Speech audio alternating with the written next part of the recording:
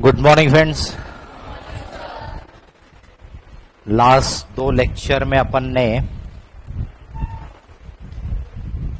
General discussion कर लिए। अब अपन अपने सब्जेक्ट पे प्रॉपर आ जाएंगे, ठीक है। आपके पास ये चार्ट दिया हुआ है, पर अब खोलने की जरूरत नहीं है। शुरू नहीं तुम्हारा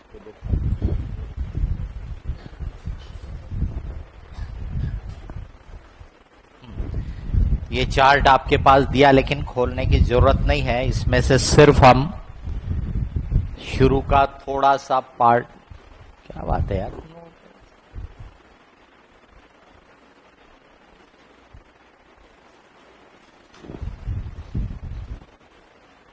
उस दिन विराग ने क्या बोला था कि क्लास पिछली खत्म होती ना तो थोड़ी देर के लिए बंद कर देते जाओ, ताकि वो फिर से रेगुलर बन जाए। अभी ध्यान रखना, बाहर रहना तू, गड़बड़ नहीं होना। हाँ, तो बुक कीपिंग एंड अकाउंटिंग ये अपने सब्जेक्ट का एक नॉर्मल नाम है। अकाउंटिंग बोलेंगे, फंडामेंटल्स ऑफ अकाउंटिंग बोलेंगे, बुक कीपिंग बोलेंगे, ठीक है। उसी को अलग अलग नाम से अपन डिस्क्राइब करते हैं। तो सबसे पहले कि भी बुक कीपिंग एंड अकाउंटिंग या अकाउंटिंग का मतलब क्या है, मीनिंग क्या है। Bookkeeping and accounting is the recording, classifying, summarizing and analyzing in terms of money, financial transactions and events in a systematic manner by following certain principles and rules of accounting. अब ऐसे definition को अगर अपन 10 बार भी पढ़ेंगे तो अपने दिमाग में कुछ आइडिया क्लियर होते नहीं है। डेफिनेशन हमेशा जो होते हैं वो थोड़े से शब्दों में बहुत बड़ी बात कहते हैं, इसलिए वो हाईली टेक्निकल होते हैं, तो वो समझ में नहीं आते। समझ रहे? और हमको यहाँ पे अकाउंटिंग समझना है। ये डेफिनेशन याद भी कर लोगे तो क्या करना उसका, इसलिए उसको समझने के लिए हमने उसी डेफिनेशन पे से कुछ क्वेश्चन रेस किए हैं और उसका जवाब, जिससे अपनी आइडिया क्लियर हो सकती है। The definition raises certain questions which are answered below. What is a record, क्योंकि ऊपर आपका सेंटेंस ये था कि बुक कीपिंग इज रिकॉर्डिंग, तो इसलिए पहला सवाल उठता है कि व्हाट इज अ रिकॉर्ड। तो record means something in writing, जो लिख के रखा है वो रिकॉर्ड है, बराबर। तो नेचुरल है, फिर सवाल उठता है कि is it any record we are referring here, क्या हम ऐसे किसी भी रिकॉर्ड की यहां पे बात करने वाले हैं। The answer is no. आपकी जो नोटबुक है वो भी एक रिकॉर्ड है। मैथ्स की नोटबुक हो, अकाउंट्स की नोटबुक हो, स्टैट्स की हो, लॉ की हो, वो भी रिकॉर्ड है। तो क्या हम ऐसे चीजों की यहां पर बात करने वाले हैं? The answer is no. तो फिर कौन से रिकॉर्ड की हम बात करेंगे? We are concern with only those records which are of financial matters.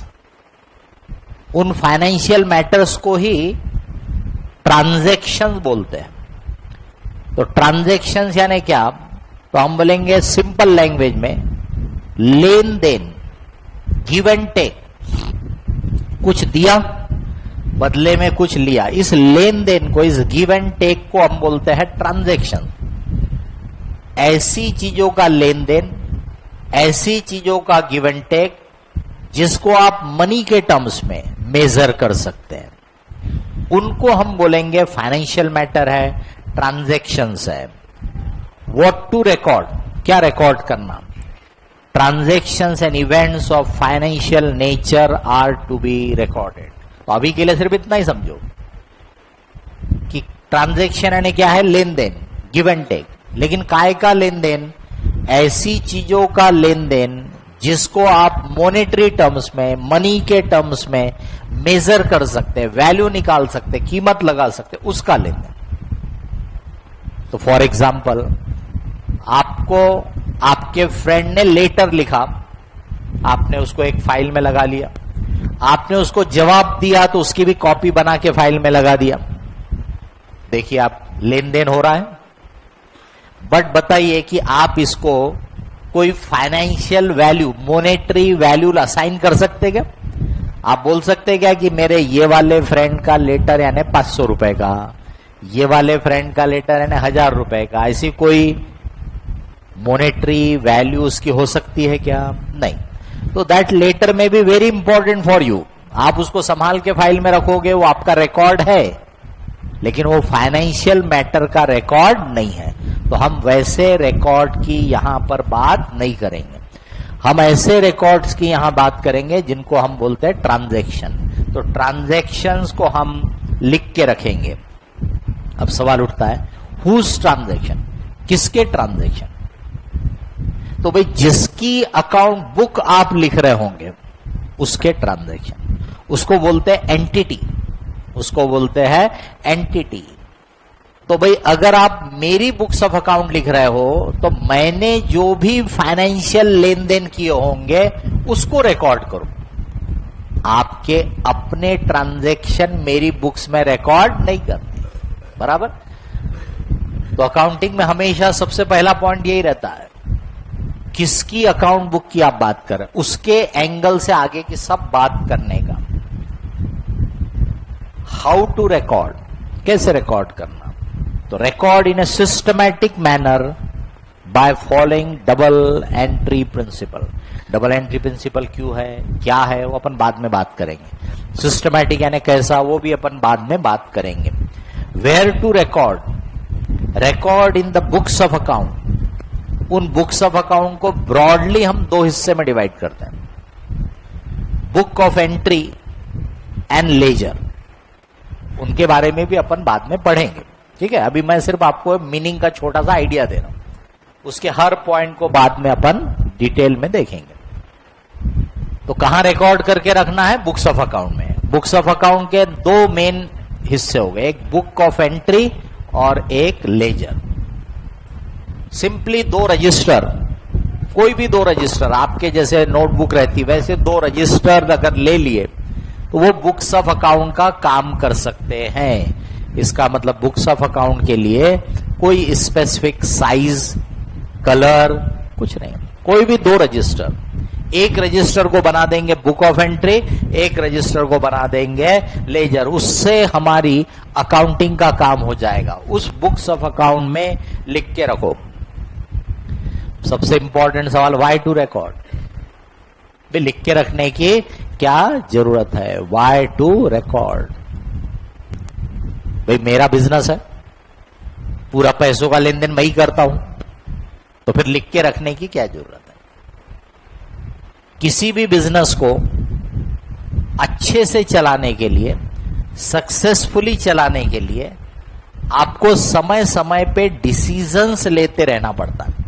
हम जैसे जैसे आगे बढ़ेंगे आपको एग्जांपल दिखाऊंगा। फिर वो डिसीजन लेने के लिए हमको इंफॉर्मेशन की जरूरत पड़ती है, और अकाउंट बुक का पर्पस है इज टू गिव इंफॉर्मेशन। तो अकाउंट बुक क्यों बना रहे हैं हम, क्यों लिख के रख रहे हैं? तो उसका प्राइमरी फंक्शन, सबसे इंपॉर्टेंट रीजन आपको बताया था, ऑब्जेक्टिव, आपकी पढ़ाई का ऑब्जेक्टिव बताया था। हर चीज का ऑब्जेक्टिव यानी पर्पस पहले देखना चाहिए। तो भाई बुक्स ऑफ अकाउंट क्यों लिख के रख रहे हैं? सपोज मेरा ही बिजनेस है, सब पैसों का लेन देन मैं ही करता हूं, तो फिर लिख के रखने की क्या जरूरत है? तो नंबर वन कि account book will give information, और मेरे को अपना बिजनेस, अपना कारोबार अच्छे से चलाने के लिए उन इंफॉर्मेशन की जरूरत पड़ती है। फॉर एग्जाम्पल, सिंपल सा, अब इस क्लास में मान लो 200 बच्चे बैठे, अब इसमें से कुछ लोगों ने अपनी फीस पूरी नहीं पे किए होंगे, बिकॉज उनको कुछ फाइनेंशियल प्रॉब्लम होंगे, तो उन्होंने हमारे से परमिशन ली होंगी कि भी हमको आप 2 महीने का टाइम दे दो, 3 महीने का टाइम दे दो, हम उसमें पार्ट में पे कर देंगे। अब हमको मालूम तो होना चाहिए ना किसके कितने पैसे बाकी है, फिर हमको फॉलोअप तो रहना चाहिए ना कि वो पैसे आए कि नहीं आए। बताइए, ये सब चीजें हमारे ध्यान में रहने वाली है क्या?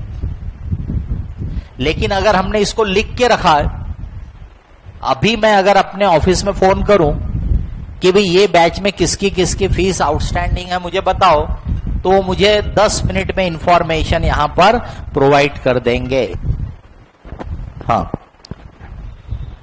तो क्या बोल रहे थे अपन कि लिख के रखने से पर्पस कैसा। तो अभी अगर मैं अपने ऑफिस में बोलूंगा तो मुझे वो 10 मिनट में लिस्ट दे देंगे कि इस क्लास में किसकी किसकी फीस बाकी है और वो कब पे करने वाले। ये है इंफॉर्मेशन, बराबर। तो बट नेचुरली हमारा ध्यान रहेगा, एक समझाने के लिए बोल रहा हूं, आप इसको पर्सनली मत लेना, अदरवाइज मत लेना। बट मान लो अगर हमने ध्यान नहीं दिया, हमारे पास ऐसा रिकॉर्ड नहीं रखा, तो हो सकता है कि कुछ लोग पे ही नहीं करेंगे, क्लास भी खत्म हो गई, हमारा भी ध्यान नहीं है, उन्होंने भी नहीं दिया। ऐसे से कारोबार चलता है क्या। अब ये तो क्लास हो गया। बिजनेस में देखिए, बिजनेस में नए नए पार्टियां आते रहती है, कई बार उनको उधारी में माल बेचना पड़ता है। तो अगर उसका सिस्टमैटिक हिसाब किताब नहीं रहेगा तो ऐसे से कारोबार चलेगा क्या। ये एक छोटा सा एग्जांपल था। ऐसी बहुत सारी टाइप की इंफॉर्मेशन की जरूरत हमको पड़ते रहती है और वो लिख के रखने से रेडीली हमको मिल जाती है। फॉर एग्जाम्पल, आप में से सबको पॉकेट खर्चे के लिए पैसे तो मिलते होंगे। अगर मैं आपसे पूछूं कि भाई पिछले साल यानी 2018-19 में आपको कितने कितने पैसे मिले और आपने क्या किया उसका, तो आप में से शायद कोई भी नहीं बता पाएगा। बता पाएगा क्या? क्योंकि आपके ध्यान में ही नहीं है वो। अगर मैं आपसे पूछूं कि चलो ठीक है पिछले साल का छोड़ दो, इस साल का अप्रैल मई जून का हिसाब दो, तो भी शायद ज्यादातर नहीं दे पाएंगे। अगर ये मालूम होगा कि कितने पैसे मिले, क्योंकि मान लो फिक्स अमाउंट है तो ध्यान है कि भाई डैडी से हर महीने हमको इतने पैसे मिलते हैं, लेकिन आपने उसका क्या क्या यूज किया ये पूछूंगा तो आप में से शायद ही कोई बता पाए, नहीं तो नहीं बता पाए। मतलब क्या हुआ, हमारी मेमोरी में एक तो हर चीज लंबे समय तक नहीं रहती है, और उसमें भी जो चीज हमको लगता है कि आगे काम में आने वाली है वो तो शायद हमारी मेमोरी थोड़ा रिटेन भी करती है, और जो चीज उसको लगता है कि काम की नहीं उसको तो फटाक से निकाल देती है। अब आपने सपने में भी नहीं सोचा होगा कि ऐसे कोई सर से अपना पाला पड़ेगा जो अपने से अपने पॉकेट मनी का हिसाब पूछेगा। इसीलिए आपके ध्यान में है ही नहीं वो। डैडी पूछते नहीं, मम्मी पूछती नहीं, बराबर है, इसलिए आपको जरूरत नहीं पड़ती। बट सोच के देखिए, अगर आपके डैडी ने कंडीशन डाल दी कि भाई आप मेरे को पॉकेट मनी का सही यूज करते होंगे तो ही मैं तुम्हारी पॉकेट मनी आगे मेंटेन करूंगा, तो बोलेंगे हर महीने का मेरे को पहले डिटेल बताओ क्या यूज किया। अब आपको क्या करना पड़ेगा, लिख के रखना पड़ेगा। समझ रहे? लिख के रहेगा तो आप बगैर भूले बराबर अपने डैडी को हिसाब दे सकते हो कि भाई पिछले महीने में मैंने पॉकेट मनी से ये खर्चे किए हैं। समझ में आ रही मेरी बात? ये पर्सनल, मैंने सिर्फ आपको एक थोड़ा सा आइडिया देने के लिए बोला। आपका पर्सनल डाटा जैसे आपके मम्मी डैडी पूछते नहीं और किसी काम के लिए जरूरत है नहीं, इसीलिए आपने उसको लिख के नहीं रखा तो भी चलता है। पर बिजनेस में ऐसा रहता है क्या? बिजनेस में बड़ा कारोबार रहता है। नंबर 1 बहुत सारे डीलिंग्स होते हैं, नंबर 2 बहुत सारे लोग इन्वॉल्व होते हैं, जैसे कैब्स में। अब कैब्स में वी में भी तो ओनर, बट हम थोड़ा वहां ऑफिस में बैठे रहते हैं। ऑफिस में तो बैठने वाले दूसरे लोग हैं, किसको उधारी दी गई, उसके पैसा आया कि नहीं आया, फिर वो पैसों का खर्चा कैसे हो रहा, ये सब का कंट्रोल कैसे होगा, वो तभी पॉसिबल होगा जब उसका सिस्टमैटिक रिकॉर्ड रखेंगे।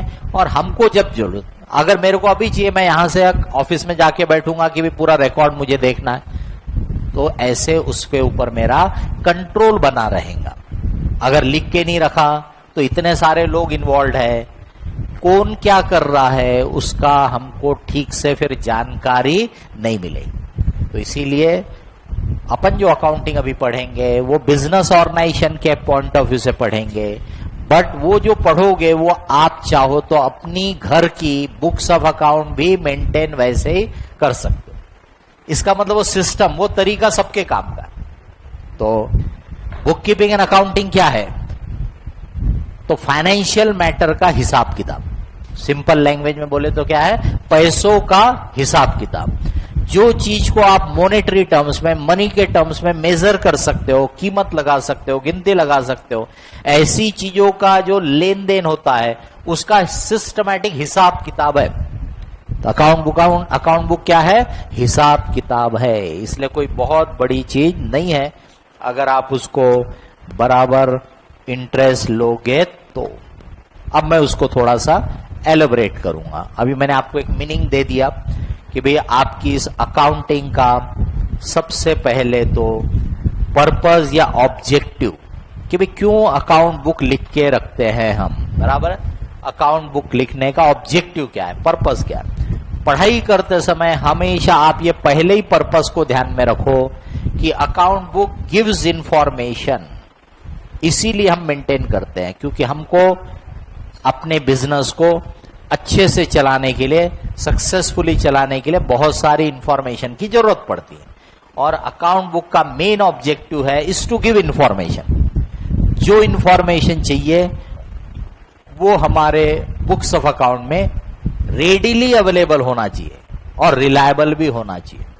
अगर मान लो मैं अपने क्लास में, अपने ऑफिस स्टाफ से बोलता हूं कि मेरे को ये क्लास में किसकी फीस बाकी है बताओ, अब मेरे को अभी जानकारी चाहिए क्योंकि अभी क्लास चालू है, मेरे को भाई फॉलो अप करना है कि भाई जिनकी फीस नहीं आई होंगी तो मैं उनको बोल सकता हूं कि भाई आप 2 दिन में पे कर दो। अब मेरा ऑफिस स्टाफ अगर अपना रिकॉर्ड ढूंढते बैठ रहा है और 2 घंटे के बाद लाएगा तब तक तो क्लास भी खत्म हो जाएगी। इसका मतलब इंफॉर्मेशन तो है बट वो रेडीली अवेलेबल नहीं है। तो हमारे को इंफॉर्मेशन रेडी होना, जब चाहिए तब मिलना चाहिए, और दूसरा रिलायबल होना चाहिए, मतलब उसकी एक्यूरेसी का भी बेसिस होना चाहिए कि सही है। अब मान लो उन्होंने मेरे को लिस्ट दे दी और मैंने उनको पूछा सही है क्या, अब उनका चेहरा उतर गया कि सर मैंने बहुत ध्यान से ढूंढा लेकिन अगर इसमें कुछ छूट गया होगा तो आई कांट से, तो मतलब वो रिलायबल नहीं है। तो सिस्टमैटिक का मतलब होता है, जो अभी अपन ने बोला ना सिस्टमैटिक होना, सिस्टमैटिक का मतलब ऐसे तरीके से आपका सिस्टम काम करना चाहिए, आपने रिकॉर्ड लिख के रखना चाहिए कि जो भी इंफॉर्मेशन जब चाहिए तब रेडीली मिलना चाहिए और रिलायबल भी होना चाहिए। बस ऐसा सिस्टम बनाओ कि इंफॉर्मेशन रेडी होना चाहिए और रिलायबल होना चाहिए। तो ये हमारा पहला ऑब्जेक्टिव है कि अकाउंट बुक गिव्स इंफॉर्मेशन। दूसरा, ये हमारे स्टैट्यूटरी पर्पस के लिए, लॉ के पर्पस के लिए भी काम में आ जाता है। तो फॉर एग्जाम्पल आपने मान लो बड़े लेवल में कारोबार करने के लिए कंपनी बनाई, तो there is companies act 2013। Companies act के हिसाब से आपको बुक्स ऑफ अकाउंट मेंटेन करना कंपलसरी है। तो इसका मतलब अगर आपने बुक्स ऑफ अकाउंट मेंटेन की तो आपकी इंफॉर्मेशन की नीड तो पूरी होगी, साथ में आपने लॉ का कंप्लायंस भी कर दिया। गवर्नमेंट के टैक्सेशन के लॉ है, तो टैक्सेशन लॉ बोलता है कि भाई अगर आपने प्रॉफिट कमाया तो उस पर टैक्स भरना पड़ेगा। तो कैलकुलेट करने के लिए आपके पास हिसाब किताब तो होना ना, यही अकाउंट बुक आपके टैक्स कैलकुलेशन के लिए काम में आएंगे। अगर आप प्रोडक्ट बेचते हो, सर्विसेज देते हो, उस पे जीएसटी लग सकता है।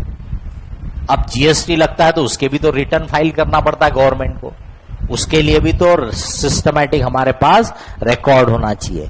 इसका मतलब यही बुक्स ऑफ अकाउंट आपके इंफॉर्मेशन नीड को भी पूरा करेगा और आपके ऊपर जो स्टैट्यूटरी या टैक्सेशन के ऑब्लिगेशन है उसको भी पूरा करने में मदद करेगा। पर पढ़ाई करते समय आप वो स्टैट्यूटरी और टैक्सेशन वाले पॉइंट को अभी दिमाग से निकाल दो। आप सिर्फ इतना ही ध्यान में रखो कि अकाउंट बुक मेरे लिए इसलिए जरूरी है क्योंकि वो मुझे इंफॉर्मेशन प्रोवाइड करती है। समझ गए? वही पॉइंट को आप ध्यान में रखो। अब अकाउंट बुक कभी भी लिखते समय या अकाउंटिंग की कोई भी बात करते समय, जैसे अभी कॉमर्स वालों को मालूम है आप फाइनल अकाउंट बना रहे हैं, बराबर है।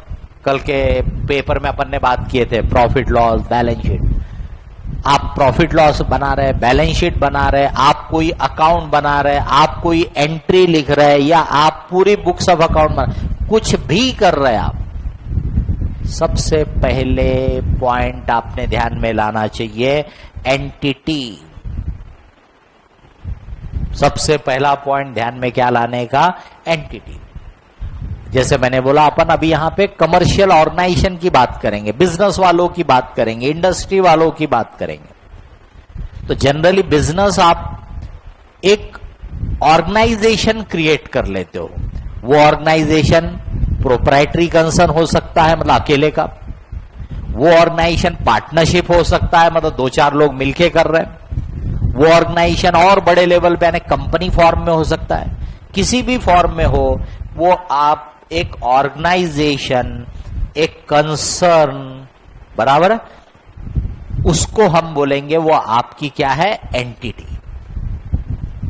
आगे जो भी काम करना आपने, तो उसको समझने के लिए, उसको इंटरप्रेट करने के लिए अपने आप को ऑर्गेनाइजेशन की जगह पे रख के सोचने का, यानी as if you are that, you are the organisation, आप हो। मतलब ये मत बोलो कि इसने ऐसा किया, आप बोलो मैंने ऐसा किया, बराबर। अपने आप को ऑर्गेनाइजेशन की जगह पे रखो और फिर चीजों को पढ़ो, इंटरप्रेट करो। आप देखोगे कि उसको समझना आसान हो जाएगा। समझ रहे? आपने बोला कि भी मैंने पैसे दिया, बराबर, आपको समझेगा कि इसका क्या इफेक्ट हो रहा करके, बराबर। तो इसलिए सबसे पहला पॉइंट, अकाउंटिंग पढ़ते समय, अकाउंटिंग लिखते समय, अकाउंटिंग की कोई भी बात करते समय, सबसे पहले एंटिटी को सामने लाने का और अपने आप को उस एंटिटी की जगह पे रख के सोचने की कोशिश करने का। वो एंटिटी, वो ऑर्गेनाइजेशन, उसकी बुक्स ऑफ अकाउंट आप लिख रहे हो, इसकी बुक्स ऑफ अकाउंट। अब इसका कोई ना कोई ओनर भी होगा, प्रोप्राइटरी कंसर्न होंगी तो अकेला मालक होगा। तो मेरा एक ऑर्गेनाइजेशन है DG Sharma and company chartered accountants, ये मेरी प्रोप्राइटरी कंसर्न है, मतलब मैं ही अकेला मालक हूं उसका। तो डीजी शर्मा एंड कंपनी बोलो या डीजी शर्मा बोलो, प्रैक्टिकली वन में से कि it is one and the same thing, but not in accounting. Accounting में हम बोलेंगे डीजी शर्मा एंड कंपनी अलग है, डीजी शर्मा अलग है। तो आपको अगर डीजी शर्मा एंड कंपनी की अकाउंट बुक लिखने के लिए बोला, तो आप डीजी शर्मा एंड कंपनी के एंगल से सोचेंगे, डीजी शर्मा के एंगल से नहीं। समझ रहे? डीजी शर्मा की भी बुक्स लिखी जा सकती है। अगर आपको डीजी शर्मा की बुक्स लिखना है तो फिर डीजी शर्मा के एंगल से देखो। Caps education India private limited, I am one of the owners of that organisation. तो आपको अगर कैप्स की अकाउंट बुक लिखने को बोला, तो आप कैप्स के एंगल से देखो, डीजी शर्मा या पीएच मिटकरी या राठी सर, उनके एंगल से नहीं देखेंगे। समझ रहे? तो कभी भी एंटिटी, अगर कोई ऑर्गेनाइजेशन है, कोई कंसर्न है, कोई शॉप है, दुकान है, कंपनी है, उसको एंटिटी बोलते हैं। उसकी बुक्स ऑफ अकाउंट आप लिख रहे, तो आपने उसके एंगल से हर चीज को देखने का। ओनर एक अलग पार्टी हो गया, बराबर। तो मैं वो ऑर्गेनाइजेशन हूं, उसका ओनर ये है, तो अकाउंटिंग के लिए इसके एंगल से नहीं सोचने का, ऑर्गेनाइजेशन के एंगल से। इस ऑर्गेनाइजेशन के, इस कंसर्न के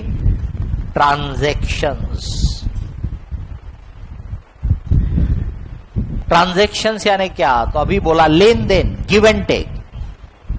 अब जैसी आप बोलोगे लेन देन, गिव एंड टेक, तो there has to be 2 person. अपने आप से कोई लेन देन, कोई गिव एंड टेक नहीं होता है, बराबर।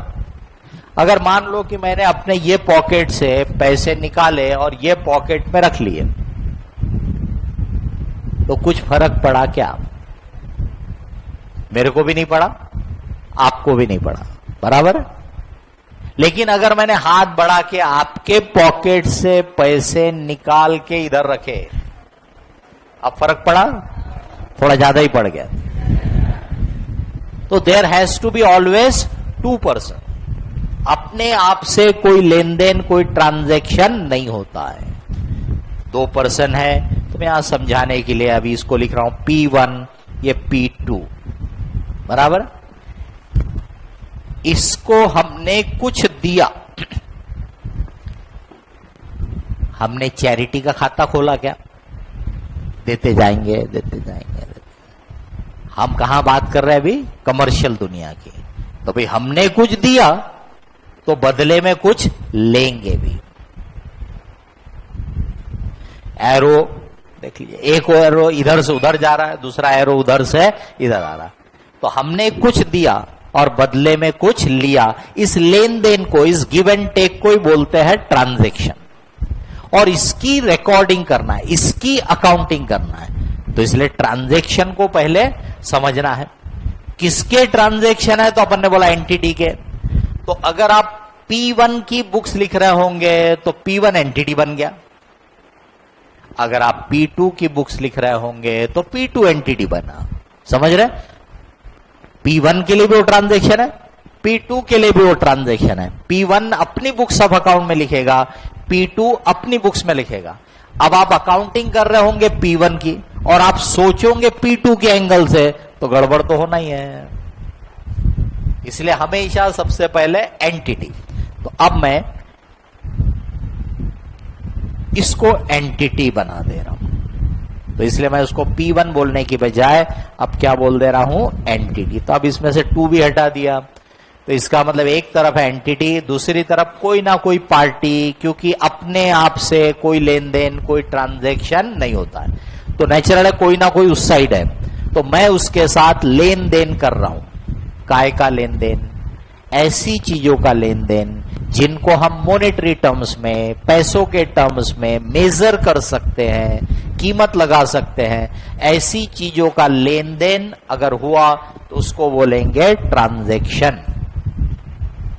कैश, सी काय के लिए लिखा कैश।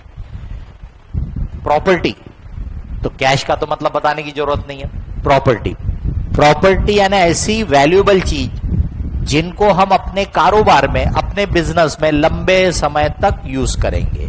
टेक्निकली लंबा समय यानी more than 1 year, but generally आप बोलोगे 5 साल, 10 साल। फॉर एग्जाम्पल, ये डेस्क बेंच जिस पे आप बैठे हो, ये कैप्स के लिए क्या है? प्रॉपर्टी। क्योंकि हम इसको अपनी क्लासेस के लिए 5 साल तक चलेगा। आप लोगों की मेहरबानी रही तो बराबर है ना। तो 5 साल तक हम इसको यूज करेंगे, तो हम इसको क्या बोलेंगे? प्रॉपर्टी। ये आपने देखा रिकॉर्डिंग सिस्टम है, कैमरा लगा है, प्रोजेक्टर लगा है, ये कंप्यूटर है, ये सब हमारे इक्विपमेंट्स। क्या ये विद इन ईयर, 1 साल के अंदर खत्म हो जाने वाले हैं क्या? नहीं, ये यूज होंगे।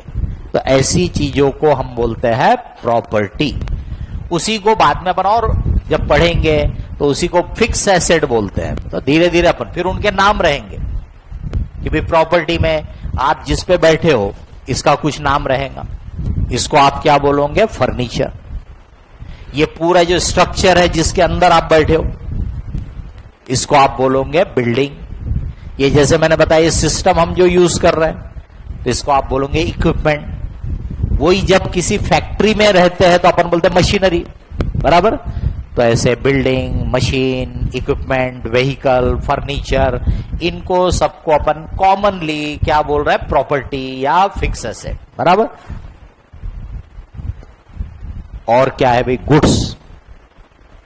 अकाउंटिंग में गुड्स का अपना खास मतलब है, और ध्यान से इसलिए उसको सुन लो, समझ लो। वैसे डिक्शनरी में बोलोगे तो कोई भी फिजिकल फॉर्म में जो चीज होंगी वो बोलेंगे गुड्स है, पर अकाउंटिंग में उसका वैसा मतलब नहीं है। गुड्स का मतलब वो जिसमें आप डील करते हो। क्या बोला मैंने? जिसमें आप यानी कौन? आप यानी कौन? एंटिटी, बराबर है। तो अपने आप को उसकी जगह पर रख के सोचने का, बराबर। तो जिसमें आप डील करते हो, मतलब जिसको खरीदना और बेचना आपका कारोबार है, आपका बिजनेस है, या जिसको बनाना और बेचना आपका कारोबार है। तो अगर आप बना के बेचते होंगे तो जिसको अपन बोलते हैं आप मैन्युफैक्चरिंग का काम कर रहे हैं, यू आर ए मैन्युफैक्चरर। आप दूसरे किसी से खरीदते हो और बेचते हो तो आप बोलोगे ट्रेडर हो, ट्रेडिंग का काम करते हो, बराबर। तो जिसमें आप डील कर रहे हैं यानी जिसमें आप बिजनेस कर रहे हैं, वो आइटम आपके लिए क्या कहलाएगा? गुड्स।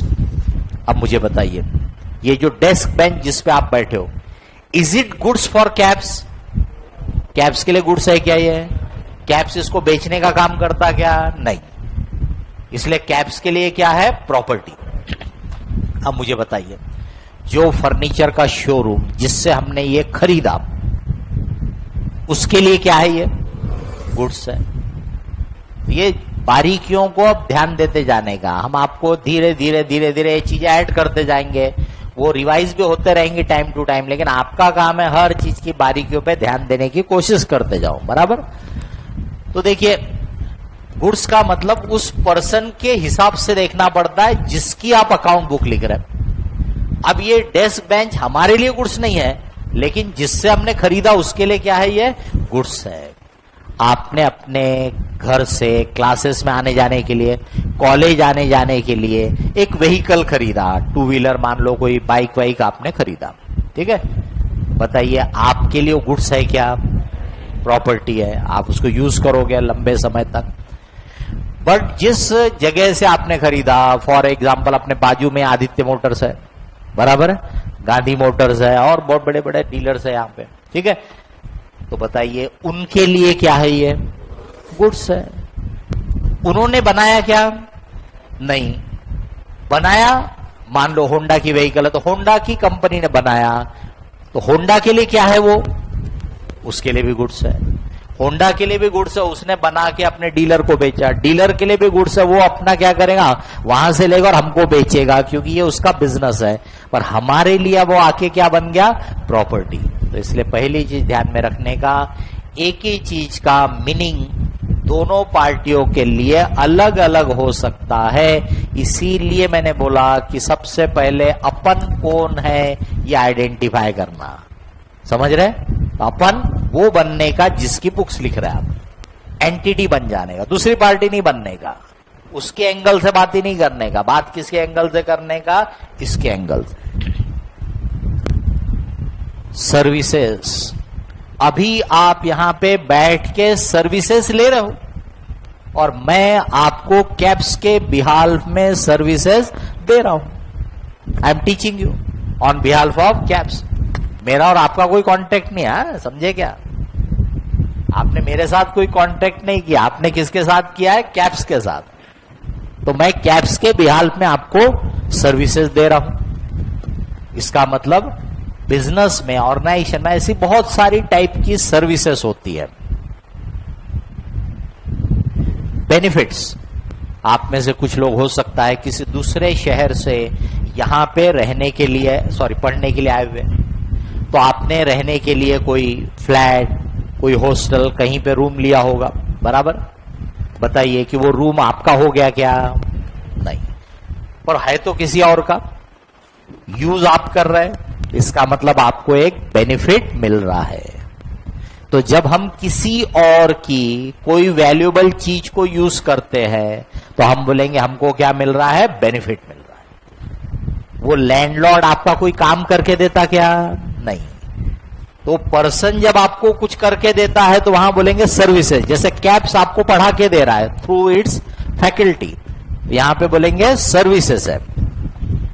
लैंडलॉर्ड आपका कुछ नहीं करता, लैंडलॉर्ड की कोई वैल्यूएबल चीज है जिसका इस्तेमाल आप कर रहे हो, तो बोलेंगे कि लैंडलॉर्ड ने आपको बेनिफिट दिया। कल को मान लीजिए कि आप कोई बिजनेस करना चाहते हो, उसके लिए आपको पैसों की जरूरत है, आपने बैंक से पैसा उधार लिया, तो बताइए वो वापस करना पड़ेगा कि नहीं करना पड़ेगा? करना पड़ेगा। लेकिन तब तक आप यूज तो करोगे, पैसा किसी और का पर यूज आप कर रहे हैं, इसका मतलब आपको क्या मिल रहा है? बेनिफिट। समझ में आ गया? दो एग्जांपल सफिशिएंट है। कंज्यूमेबल टाइप ऑफ थिंग, मतलब कुछ तो भी है, कोई चीज है, पर वो गुड्स नहीं है क्योंकि हम उसको बेचते नहीं, और वो प्रॉपर्टी के डेफिनेशन में भी नहीं बैठता क्योंकि वो लंबे समय तक यूज में आने वाली चीज नहीं है। तो वो गुड्स भी नहीं है, प्रॉपर्टी भी नहीं है, पर कुछ तो है, तो ऐसी चीजों को हम बोलेंगे कंज्यूमेबल्स। मतलब जो थोड़े से समय में हमारे कारोबार में, हमारे बिजनेस में यूज हो जाती है, खत्म हो जाती है। फॉर एग्जाम्पल, हमने स्टेशनरी खरीदा कि भी ऑफिस का हिसाब किताब रखने के लिए, रिकॉर्ड रखने के लिए, सब स्टूडेंट का बैच वाइज डिटेल रखना पड़ता है, तो हमने कुछ नोटबुक खरीदे, पेन खरीदा, पेंसिल खरीदा, लेटर हेड छपवाया, ये सब क्या कहलाएगा? स्टेशनरी। बताइए, ये स्टेशनरी को अपन प्रॉपर्टी बोल सकते हैं क्या? ये कोई लंबे समय तक काम में आने वाली चीज है क्या? नहीं है। Is it goods for caps? Caps के लिए गुड्स है क्या? नहीं, कैप्स उसको बेचने का काम नहीं करता। तो इसका मतलब ऐसी चीजें उनको हम बोलते हैं कंज्यूमेबल। अपन ने पोस्टेज टिकट खरीदा, क्या करेंगे अपन? किसी को लेटर भेजना था, उसमें लगाया, खत्म किस्सा, बराबर। तो ऐसी चीजों को हम बोलेंगे consumables. Cash, property, goods, services, benefit या कंज्यूमेबल चीज, ये हमने, यानी कि इसमें से कोई भी चीज, सब की सब एक साथ होंगे ऐसा नहीं है, इसमें से कुछ ना कुछ हमने उससे लिया तो बदले में कुछ देना भी पड़ेगा। क्या देंगे? तो कैश, प्रॉपर्टी, गुड्स, सर्विसेज या बेनिफिट। ऊपर के एरो में कंज्यूमेबल नहीं लिखा, क्योंकि सोच के देखिए, हमने जिससे स्टेशनरी खरीदा उसके लिए क्या है? स्टेशनरी, गुड्स है। हमारे लिए वो कंज्यूमेबल आइटम हो गया, उसके लिए क्या है? वो गुड्स है। तो भाई काय का लेन देन हो रहा है? काय का गिव एंड टेक हो रहा है? तो लेन देन, give and take, cash, property, goods, services, benefits या कंज्यूमेबल चीजें, ऐसी चीजों का लेन देन या गिव एंड टेक को हम बोलते हैं ट्रांजैक्शन। वो ट्रांजैक्शन में अगर ये एंटिटी इन्वॉल्व है, मतलब ये एंटिटी उसमें एक पार्टी है, तो वो इसका ट्रांजैक्शन हो गया। ये अपनी बुक्स में इस ट्रांजैक्शन को लिखेगा, लिख के रखेगा। अब लिखने की जो पहली स्टेप होती है उसको बोलते हैं एंट्री करना। वो सब आपको बाद में समझाएंगे, बराबर। तो वो एक रजिस्टर उठाएगा और उस रजिस्टर में एंट्री लिखेगा, मतलब वो लिखेगा कि उसने क्या किया। कैसे लिखते हैं उस पर बाद में आएंगे, बराबर। दूसरा ट्रांजैक्शन होगा, उसके बाद दूसरा लिखेगा, तीसरा होगा, तीसरा लिखेगा। आज दिन भर में उसके 10-15 ट्रांजैक्शन हुए। किसी को माल बेचा, कहीं से माल खरीदा, माल आया तो रिक्शा भाड़ा पे किया, बैंक में अपने क्लर्क को भेजा तो उसको ऑटो का किराया पे किया। समझ में आ रहा मैं क्या बोल रहा हूं? ये सब क्या हो गए? ट्रांजैक्शन। क्या है? ये पैसों के लेन देन के आइटम है। तो दिन भर में आपके 10 ट्रांजैक्शन है, 10 की लाइन से एंट्री कर दोगे। कल फिर होंगे, कल फिर लिखोगे, परसों फिर होंगे, फिर लिखोगे। डेट वाइज हम अकाउंटिंग करते जाते हैं, तो इसी को बोलते हैं क्रोनोलॉजिकल ऑर्डर में हमारी अकाउंटिंग होती है। क्रोनोलॉजिकल ऑर्डर में तो पहले 1 अप्रैल का ट्रांजैक्शन, फिर 2 अप्रैल का, फिर 3 अप्रैल का, ऐसी हम रिकॉर्डिंग करते जाएंगे। जिस रजिस्टर में हमने उसको लिखा, उस रजिस्टर को बोलते हैं बुक ऑफ एंट्री। उस रजिस्टर को बोलते हैं book of entry. Minimum 1 book of entry हमको जरूरी है, बट हम चाहे तो एक की जगह 10 बुक ऑफ एंट्री भी बना सकते हैं।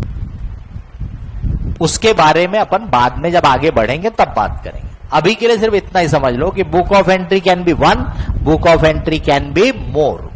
समझ रहे? एक भी हो सकती है और एक से ज्यादा भी। फिलहाल अपन ने जस्ट शुरुआत की है, इसलिए अभी अपन एक ही बुक ऑफ एंट्री की बात करके आगे बढ़ते हैं। उस एक बुक ऑफ एंट्री को हम बोलेंगे जर्नल।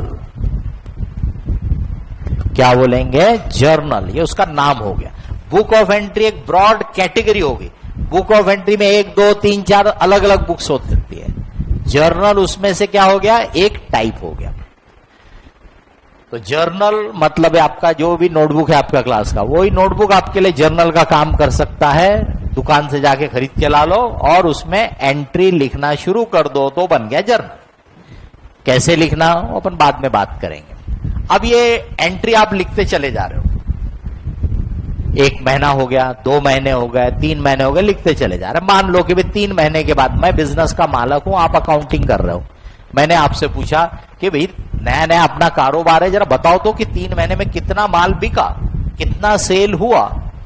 अब आपको क्या करना पड़ेगा? एक पन्ना पलटा पलटा के देखना पड़ेगा कि कहां कहां सेल के बारे में लिखा हुआ है। समझ में आ रही मेरी बात? तो आप ढूंढते जाओगे इस पन्ने में कहां कहां सेल था, आप एक जगह नोट करोगे, फिर अगला पन्ना फिर नोट करोगे, फिर ऐसे करके आप ढूंढ ढूंढ के घंटे 2 घंटे के बाद आओगे, यहां मैं पूछ के रास्ता ही देखते बैठा हूं, आप 2 घंटे 3 घंटे में आओगे, सर सेल हुआ 5,55,000 मान। अब मैंने अगर आपसे पूछा कि अरे आपने सेल ही निकाला, परचेज भी चाहिए था, तो आपको फिर से वही एक्सरसाइज फिर से रिपीट करना पड़ेगा, फिर ढूंढते बैठे हो आप। तो क्या आपको इंफॉर्मेशन रेडीली मिल रही है क्या? इसका मतलब यह सिस्टमैटिक काम नहीं हुआ। इसलिए हमारा जो सिस्टम है वो 2 स्टेप में काम करता है। हमारा जो सिस्टम है वो 2 स्टेप में काम करता है। पहले हम एक रजिस्टर में एंट्री यानी उस ट्रांजैक्शन के इफेक्ट लिखते चले जाते हैं लाइन से, लेकिन उसके बाद हम एक और रजिस्टर लेते हैं।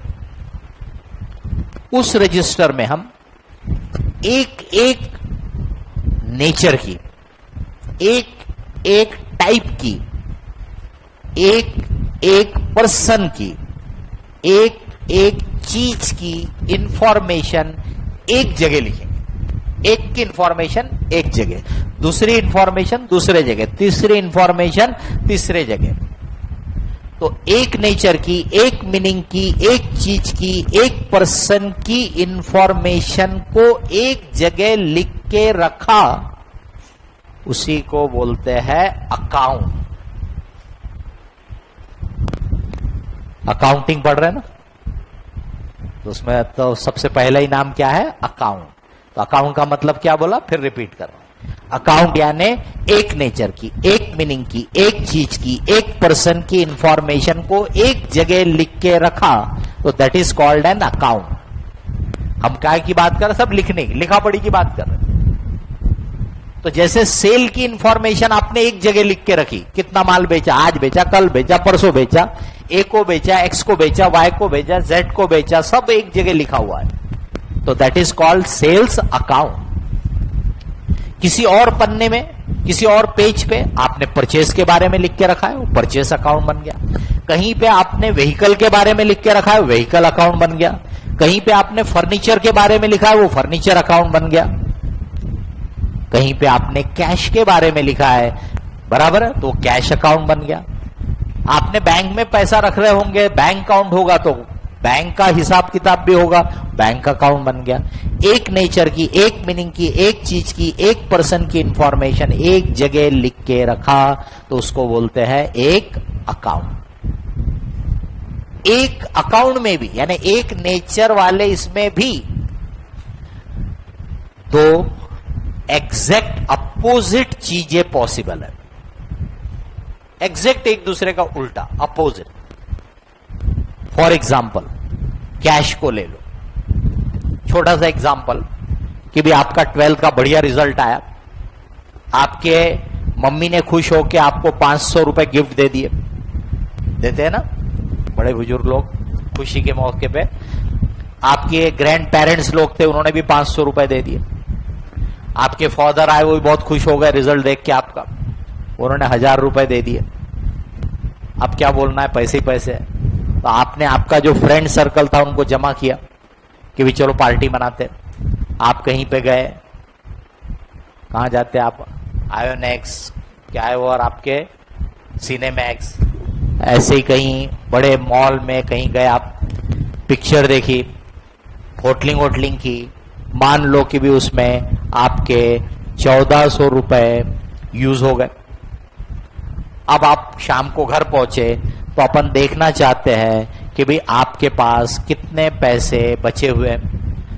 मैं सीनियर हूं, ज्यादा पढ़ा लिखा हूं, इसलिए मैं पहले हिसाब करता हूं, बराबर। फिर आप बताने का 500, 1000, 1400, ये सभी कैश है।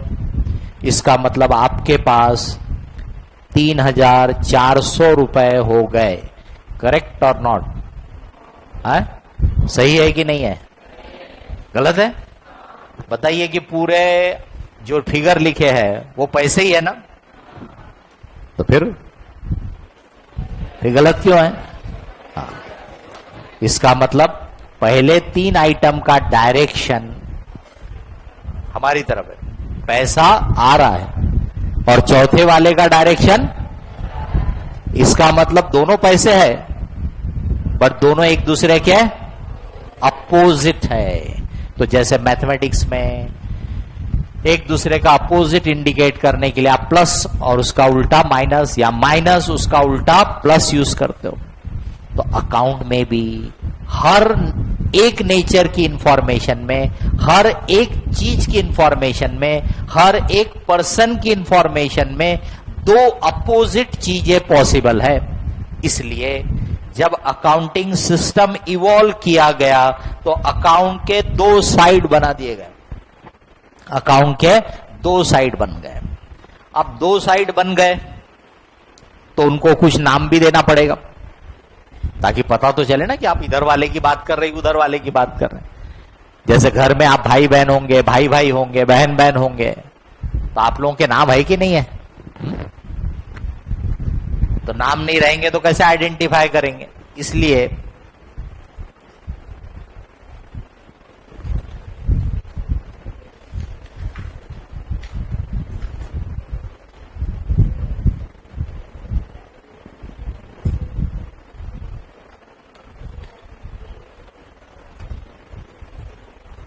इसलिए जिन्होंने अकाउंटिंग का सिस्टम इवॉल्व किया उन लोगों ने इसको नाम दिया डेबिट साइड, इसको नाम दिया क्रेडिट साइड। तो अकाउंट के दो साइड है, एक साइड को आप डेबिट साइड बोलते हो, दूसरे साइड को आप क्रेडिट साइड। अगर आप बोलोगे कि पर डेबिट का मतलब क्या है, क्रेडिट का मतलब क्या है, तो हमको आपसे काउंटर सवाल करना पड़ेगा कि भाई आपका नाम बताओ, आप बताओगे, फिर हम बोलेंगे इसका मतलब बताओ, मतलब बताओ। तो आप क्या बोलोगे? सर इसका क्या मतलब है, मेरे मम्मी डैडी ने रख दिया नाम, है ना। हम आपसे बोलेंगे कि भाई आपके भाई बहन का नाम बताओ, आप बताओगे, हम बोलेंगे उसका ये क्यों है, आपको वाला नाम क्यों नहीं दिया, और उसका वाला नाम जो था वो आपको देना था, आपका वाला उसको देना था, ऐसा क्यों नहीं हुआ? आप बोलेंगे सर इससे क्या फर्क पड़ता, मम्मी डैडी को जिसके लिए जो नाम अच्छा लगा उन्होंने दे दिया। बोलोगे कि नहीं बोलोगे? वैसे ही अकाउंट्स के मम्मी डैडी को जब नाम देने की जरूरत पड़ी तो उन्होंने एक साइड को डेबिट बोल दिया, दूसरे साइड को क्रेडिट बोल दिया। अब उसमें लड़ाई झगड़ा करके क्या मिलने वाला है कि यही नाम क्यों दिया, कुछ और क्यों नहीं दे दिया, फिर इधर वाले को डेबिट क्यों बोला। इसलिए आज के बाद ये सवाल करने का नहीं। समझ में आ रहा है? कुछ चीजें होती है जिनको एज इट इज एग्री करना पड़ता है, क्योंकि उसको आर्ग्यू करने का कोई मतलब नहीं है। वो अकाउंट के दो साइड क्यों बता दिया, अब दो साइड है तो नाम भी तो देना पड़ेगा, नाम दे दिए उन्होंने। अब उन्होंने दिए हुए नाम को अगर हम बदलेंगे तो हमारी अकाउंट बुक कोई भी दूसरा पढ़ेगा तो कंफ्यूज होगा कि नहीं होगा। इसीलिए जो सिस्टम बन गया उसको सब लोग फॉलो करते हैं, ताकि कोई भी अकाउंट बुक लिखे दूसरा पर्सन उसको पढ़ेगा तो समझ जाएगा क्या बोल रहा है, क्या लिख रहा है। इसीलिए जो सिस्टम बना है वो सबको फॉलो करना पड़ता है। तो अकाउंट के दो साइड हो गए, तो डेबिट का कोई मतलब नहीं है, क्रेडिट का कोई मतलब नहीं। हाँ ये बोल सकते हैं आप कि डेबिट मतलब ये side of the account, credit मतलब ये side of the account. Debit करना यानी किसी अकाउंट को डेबिट करना, अब ये वर्ड यूज होते जाएंगे कि भी फलाने अकाउंट को डेबिट करो, तो डेबिट करने का मतलब उस अकाउंट के डेबिट साइड में लिखना। क्या लिखना? अमाउंट। क्योंकि अकाउंटिंग क्या होती है? मॉनेटरी टर्म्स में। अकाउंटिंग मतलब ट्रांजैक्शंस एंड इवेंट्स को मॉनेटरी टर्म्स में, मनी के टर्म्स में मेजर करके लिखना। इसलिए हमारे लिए सबसे इंपॉर्टेंट क्या है? अमाउंट। तो आपने वो अमाउंट डेबिट साइड में लिख दिया तो हम बोलेंगे इस अकाउंट, ये जो भी अकाउंट होगा, अभी मैंने सिर्फ अकाउंट लिखा, नाम नहीं लिखा, फिर जो भी अकाउंट होगा मैं नाम लिखूंगा कि भी मान लीजिए मशीन अकाउंट है, तो इसके डेबिट साइड में आपने लिख दिया, मतलब हम बोलेंगे मशीन अकाउंट को डेबिट किया। समझ रहे? अगर इस अकाउंट के क्रेडिट साइड में हमने लिख दिया तो हम बोलेंगे इस अकाउंट को क्रेडिट किया।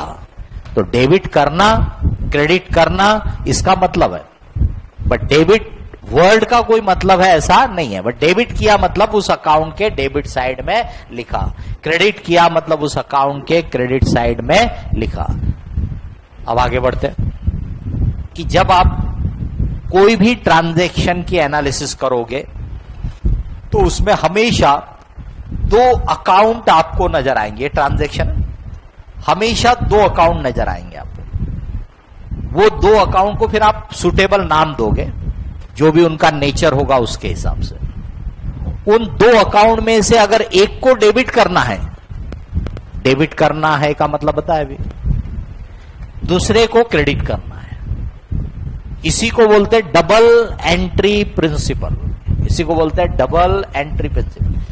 क्यों दो इफेक्ट रहते हैं आपके सामने, वो एरो को देखो। अब इसमें तीन सिचुएशन पॉसिबल है,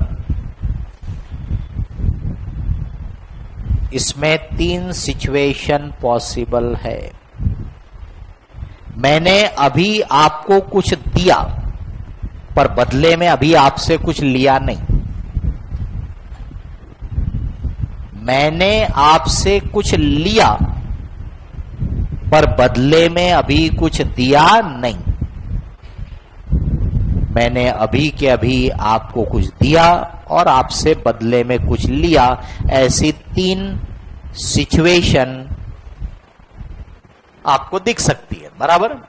अब मैंने कुछ दिया, इसका मतलब आपके इस साइड में मैं अपने को यानी एंटिटी को रख रहा हूं, इस साइड में ये पर्सन है। तो मैंने इसको क्या दिया, तो मैंने इसको गुड्स सर्विसेज बेनिफिट दिया हूं, या मैंने कैश प्रॉपर्टी ऐसा कुछ तो भी दिया मैंने इसको, बराबर। अब यहां पे देखिए दो अकाउंट, एक ये अकाउंट जो चीज आपने दिया ये इन्वॉल्व है, और दूसरा ये पार्टी, क्योंकि इसको अगर मैंने कुछ दिया तो अब मेरे को इससे बदले में कुछ लेने का हक बन गया, राइट बन गया, क्योंकि मैंने तो उसको कुछ दे दिया। मैंने पहले ही बोला अपन कमर्शियल दुनिया की बात कर रहे हैं, चैरिटी का खाता नहीं खोल के रखा है, बराबर। तो अगर मैंने आपको कुछ दिया, इसका मतलब अब मेरे को आपसे बदले में कुछ लेने का हक है, राइट है। तो दो अकाउंट कौन से रहेंगे, एक ये अकाउंट और एक ये अकाउंट। अगर मान लो ये हुआ है सेकंड वाला, तो भाई आपसे मैंने क्या लिया, गुड्स सर्विसेज बेनिफिट, या कंज्यूमेबल होगा, या कैश प्रॉपर्टी होगा, बराबर। ये अब यहां पर भी आप देखो, ये एक अकाउंट और ये पर्सन का अकाउंट। अब अगर मैंने आपसे कुछ ले लिया है तो इसका मतलब अब मैं आपको बदले में कुछ देने के लिए लायबल हो गया, बराबर। गिव एंड टेक होता है। तो अगर मैंने सिर्फ ले लिया, दिया तो नहीं, मतलब अब मैं आपको देने के लिए लायबल बन गया। ऐसा भी हो सकता है कि भी मैंने आपको कुछ दिया, बराबर, cash property goods services benefit जो भी दिया, और बदले में आपसे कुछ ले भी लिया, cash property goods services benefit consumable. अब यहां पे देखिए, ये जो पर्सन है, बताइए इससे लेना बाकी है क्या, इसको देना बाकी है क्या, मतलब इससे लेन देन खत्म हो गया, न लेना बाकी है न देना बाकी है, इसलिए हम अब इसको इग्नोर कर देते हैं। अब हमारे लिए दो अकाउंट यानी ये और ये, इसका मतलब सिर्फ एक एरो हो रहा है तो भी दो अकाउंट है, ये एरो हुआ तो भी दो अकाउंट है, और ये एरो हुआ तो भी दो अकाउंट है। समझ में आ गई बात। इसीलिए हम बोलते हैं कि जब भी कोई ट्रांजैक्शन होगा तो उसमें हमेशा दो अकाउंट इन्वॉल्व रहेंगे। अकाउंट यानी क्या बोला, एक नेचर की, एक मीनिंग की। जो आपको लगता है कि ये अलग है और ये अलग है, तो उसका अकाउंट अलग, इसका अकाउंट अलग। एक नेचर की, एक मीनिंग की, एक चीज की, एक पर्सन की इंफॉर्मेशन एक जगह लिख के रखा, तो उसको अपन बोलते हैं एक अकाउंट। तो ऐसे अपने बुक्स में हजारों अकाउंट बन सकते हैं, समझ रहे, हजारों अकाउंट बन सकते हैं, पर हर ट्रांजैक्शन में आपको हमेशा दो अकाउंट नजर आएंगे। वो दो अकाउंट में से अगर एक को डेबिट करना है तो दूसरे को क्रेडिट करना है, बराबर।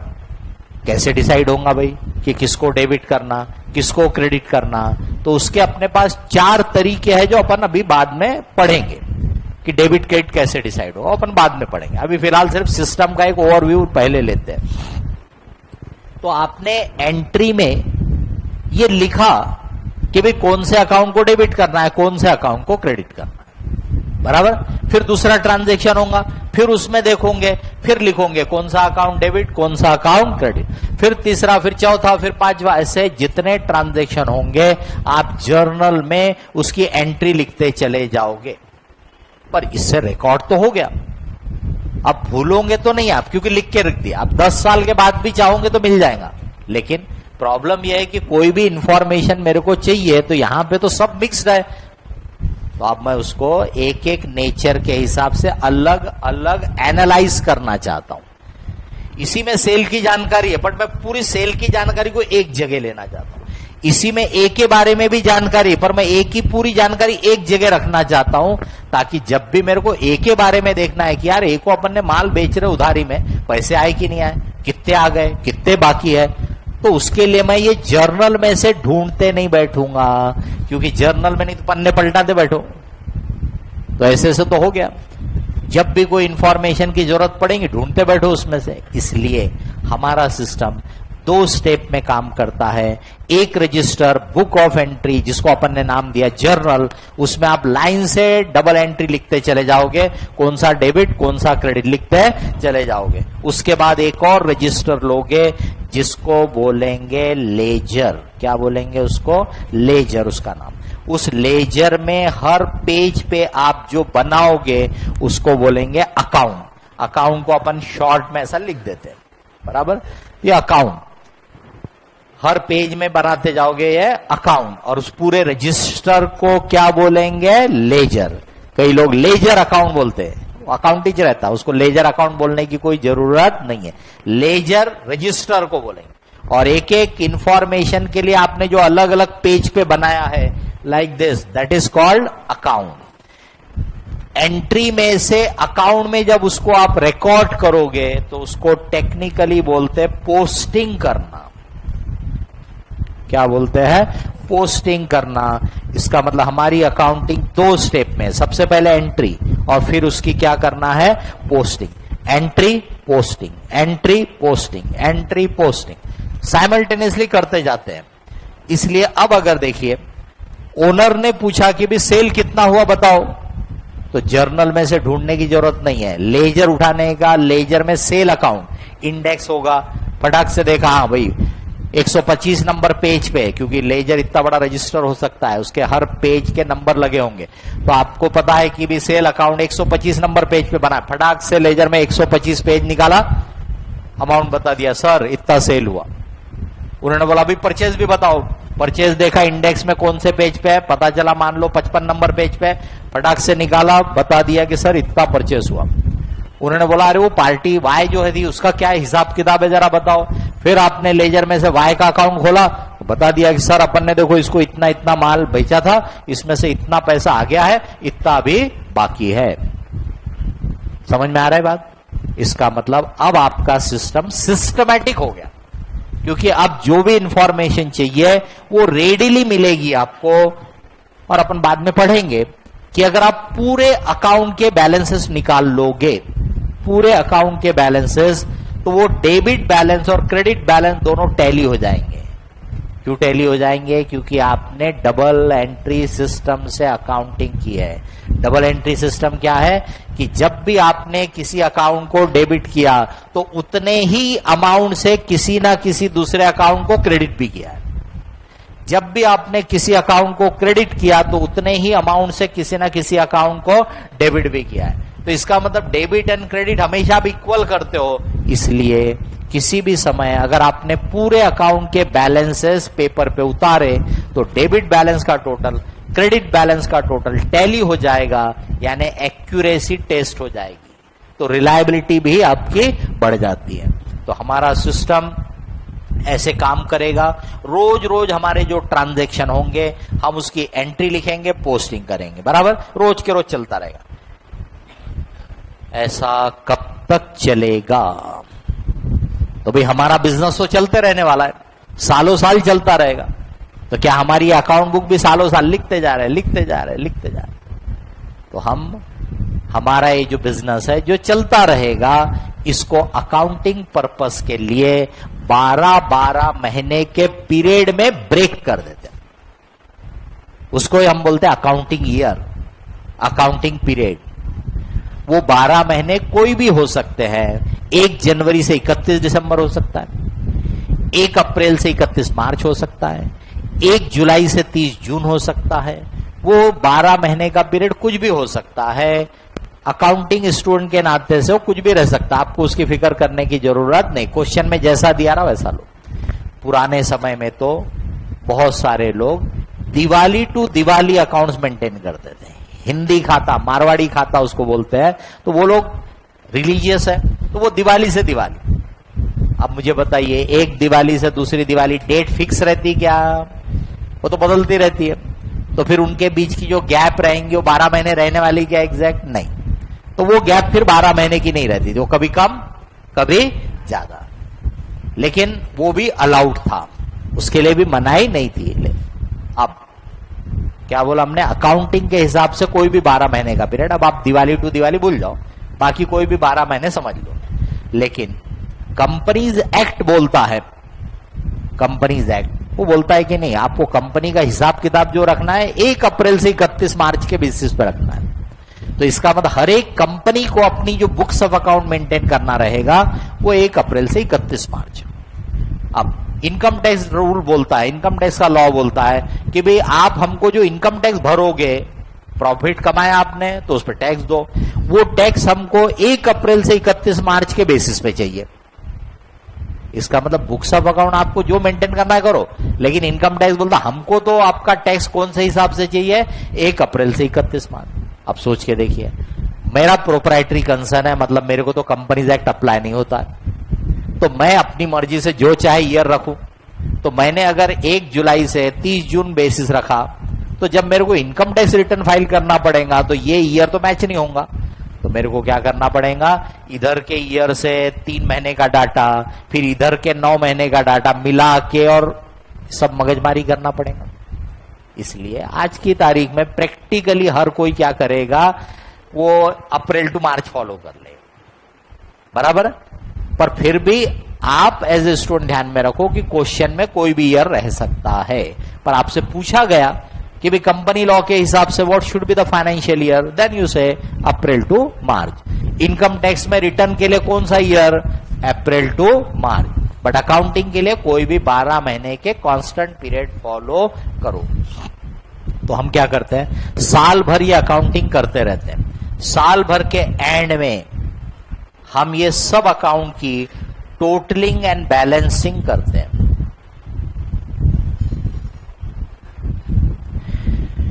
डेबिट और क्रेडिट जो है ये आपके मैथमेटिक्स के प्लस और माइनस की तरह। डेबिट और क्रेडिट जो है ये मैथमेटिक्स के क्या है? प्लस और माइनस की तरह।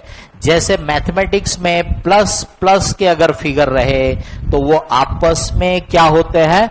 ऐड होते हैं। तो अकाउंट में डेबिट डेबिट अगर रहेगा तो वो क्या हो जाएगा? ऐड हो जाएगा। अकाउंट में मैथ्स में जैसे माइनस माइनस अगर फिगर रहे तो वो भी आपस में क्या होते हैं? ऐड होते हैं, बराबर है। वैसी अकाउंट में अगर क्रेडिट क्रेडिट है तो वो भी क्या हो जाएंगे? ऐड हो जाएंगे। जैसे मैथमेटिक्स में अगर एक फिगर प्लस है और एक फिगर माइनस है तो दुनिया इधर की उधर हो जाए वो ऐड नहीं होते, मालूम है ना ये आपको। तो वैसी अकाउंट में अगर एक डेबिट और एक क्रेडिट है तो वो एक दूसरे के दुश्मन है, एक दूसरे के अपोजिट है। वो एक दूसरे में से क्या होंगे? सब्सट्रैक्ट होंगे, लेस होंगे, माइनस होंगे। ये बहुत छोटी सी बात है बट बहुत काम की बात है, समझ रहे? ये बहुत काम की बात है। बहुत बार अभी हम इसको आपको बार बार बताते रहेंगे। तो आपके अकाउंट में ये जितने भी डेबिट आएंगे, यहां पे आपके अकाउंट में जितने भी डेबिट आएंगे इनको सबको हम ऐड कर लेंगे, क्योंकि डेबिट डेबिट डेबिट है तो एक नेचर के ऐड हो जाएंगे। वैसे जितने क्रेडिट आएंगे हम उनको भी ऐड कर लेंगे। अब इधर का डेबिट का टोटल और इधर का क्रेडिट का टोटल ये एक दूसरे के अपोजिट हो गए तो इनको एक दूसरे में से सब्सट्रैक्ट कर देंगे। अब 3 सिचुएशन पॉसिबल है। डेबिट भी 10,000, क्रेडिट भी 10,000, तो डेबिट माइनस क्रेडिट कितना बचा? 0। इसका मतलब हम बोलेंगे अकाउंट नील हो गया, बैलेंस क्या है, नील है। ये एक सिचुएशन।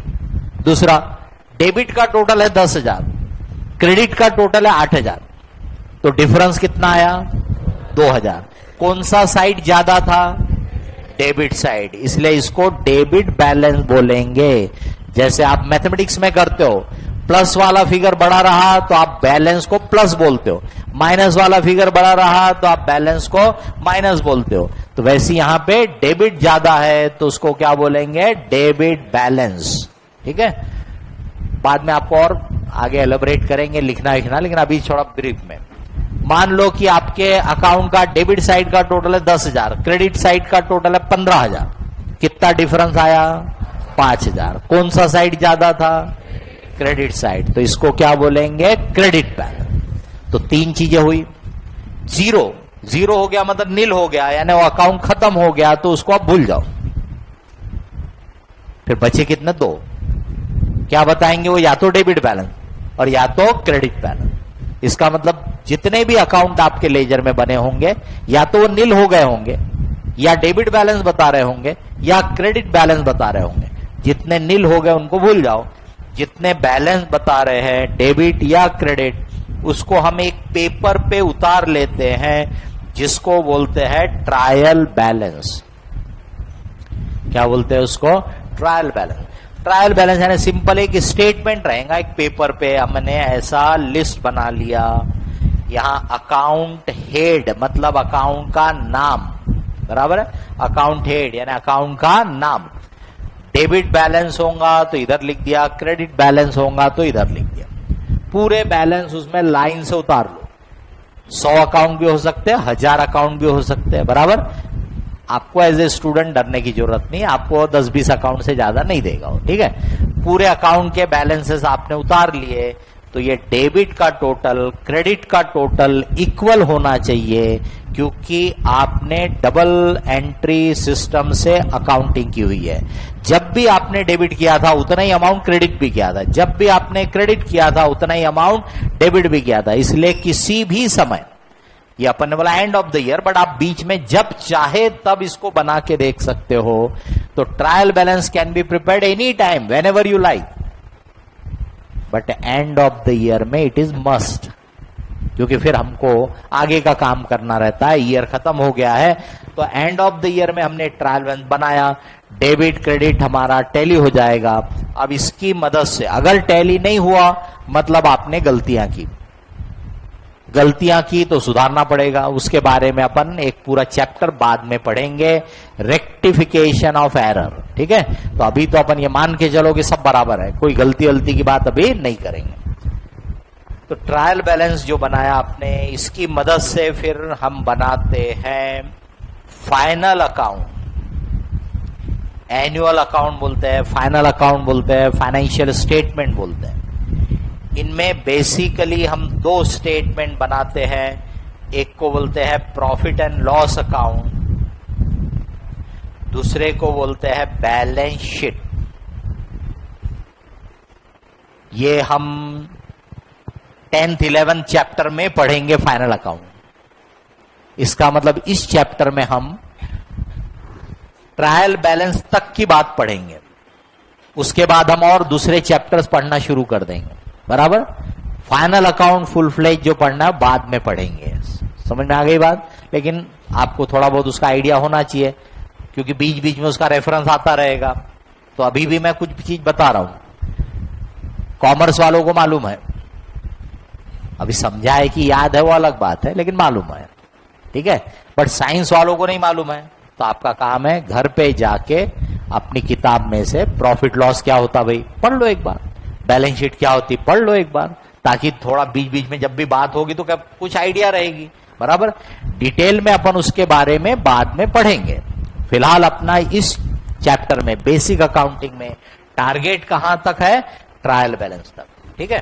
तो अब देखिए, मैं मतलब बताने के लिए पहले आपके जो अकाउंट है इनको 4 हिस्से में डिवाइड करते हैं, उनके नेचर के हिसाब से, उनके मीनिंग के हिसाब से 4 हिस्से में हम उनको डिवाइड करते हैं। मैं चारों नाम बता रहा हूं, मीनिंग बता रहा हूं, उसको ध्यान से समझने की कोशिश करो। बाद में जब जब मौका पड़ेगा रिपीट कर देंगे, बट आप ध्यान से सुनो। हमारे जितने भी अकाउंट हैं, हजारों हो सकते हैं, उनको मीनिंग के हिसाब से, नेचर के हिसाब से हम 4 इसमें क्लासिफाई कर सकते हैं। इनकम, एक्सपेंस, एसेट और लायबिलिटी। ये 4, इनकम, एक्सपेंस, एसेट, लायबिलिटी। अब मैं मतलब बताता हूं एक एक का। इसी के ऊपर से आप देख सकते हो, यहां से आप चाहे तो देख सकते हो। ये जो गुड्स, सर्विसेज, बेनिफिट आपने किसी से लिया, बताइए, किसी से आपने कोई सर्विसेज ली, जैसे कैब से सर्विसेज ले रहे, बराबर। आप किसी के एक जगह पे रह रहे, बताइए उसकी कीमत चुकाना पड़ता कि नहीं पड़ता? तो कीमत चुकाते समय बहुत खुशी होती कि आपको थोड़ी सी तकलीफ होती, नहीं? तो जब आप किसी से गुड्स, सर्विसेज, बेनिफिट या कंज्यूमेबल्स लेते हो तो आपको उसकी कीमत चुकाना पड़ता है। इसीलिए हम इसको बोलते हैं ये हमारा खर्चा है। क्या बोलेंगे इसको? एक्सपेंस है ये हमारा। क्या है ये? हमारा एक्सपेंस है, खर्चा है। What pinches you, जो आपको थोड़ा पिंच करता है, वो आपका खर्चा है, उसका इंडिकेटर है। आप खुद ही सोच के देख लो। आप अपने घर से कहीं जाते हो, वो टैक्सी वाले ने बिल दिया 150, तो पहले बोलते अरे इतना होता क्या? पिछली बार तो मैं आया था 125 रुपए लगे थे। क्योंकि वो आपके लिए क्या है? एक्सपेंस है। घर में महीने के एंड में डैडी की सैलरी आती, पता चला कि डैडी बोला अरे इस महीने में जरा ज्यादा पैसे मिले, तो हर किसी को बहुत खुशी होती। कोई बोलता क्या क्यों मिले, नहीं मिलना चाहिए था, बोलता कोई? क्योंकि वो आपके लिए क्या है? इनकम है, आपकी कमाई है। तो बट नेचुरल है। Income is what gives you Joy, आपको खुशी देता है। Expense is what pinches you, थोड़ा सा पिंच करता है। बट यहां से देखोगे आप कि जब आप किसी से गुड्स, सर्विसेज, बेनिफिट लेते हो तो आपको इसकी कीमत चुकाना पड़ेगा। इसलिए हम इसको बोलते हैं हमारा एक्सपेंस है, खर्चा है। और जब भी आप किसी को गुड्स, सर्विसेज, बेनिफिट दोगे तो उसकी कीमत आपको मिलेगी, तो उसको हम बोलते हो हमारी इनकम है, कमाई है। ज्यादा दूर जाने की जरूरत नहीं, एक एग्जाम्पल अपने दिमाग में रख लो बस। कभी भी उस पे से फिर मीनिंग को आप ध्यान में ला सकते हो। बताइए, कैब्स में जब आप क्लासेस के बारे में, सीए के बारे में जानकारी लेने गए थे और आपका इरादा बना कि भी कैब्स में क्लासेस ज्वाइन करना है, तो आपने उसकी कीमत पूछे कि नहीं पूछे? क्या नाम से पूछे आपने? बोले क्या कि भाई आपके रिपेयरिंग चार्जेस कितने लगेंगे, बोले थे आपने? अभी सही में देखा जाए तो रिपेयरिंग चार्जेस तो है, हम आप लोगों के दिमाग को रिपेयर तो करके देने वाले ना, आपके दिमाग को ठीक तो करके देने वाले कि नहीं? लेकिन क्या बोले होंगे आपने? फीस। क्या बोले आपने? फीस। बताइए कि आपके घर जाते साथे मान लो आपकी गाड़ी पंचर हो गई, आपने वो गैरेज वाला या पंचर वाला था उससे अपनी गाड़ी सुधरवाई। उसके बाद आप उसको बोलते क्या, भैया आपकी फीस कितनी हुई? बोलते क्या? बोलते नहीं। ऑटो वाले से बोलते क्या, भैया आपकी फीस कितनी हुई? नहीं। मतलब अलग अलग नेचर की सर्विसेज को अपन लोग यानी कॉमन लोग अलग अलग नाम से कॉल करते हैं, और वही नाम हम यहां अकाउंटिंग में भी यूज करते हैं ताकि वो नाम से हमको उसका नेचर, उसका मीनिंग समझ में आ जाता है। समझ रहे? तो यहां पे अपन ने लिखा सर्विसेज, लेकिन सर्विसेज अलग अलग नेचर की रहेंगी और अलग अलग नेचर की सर्विसेज को हम अलग अलग नाम देंगे।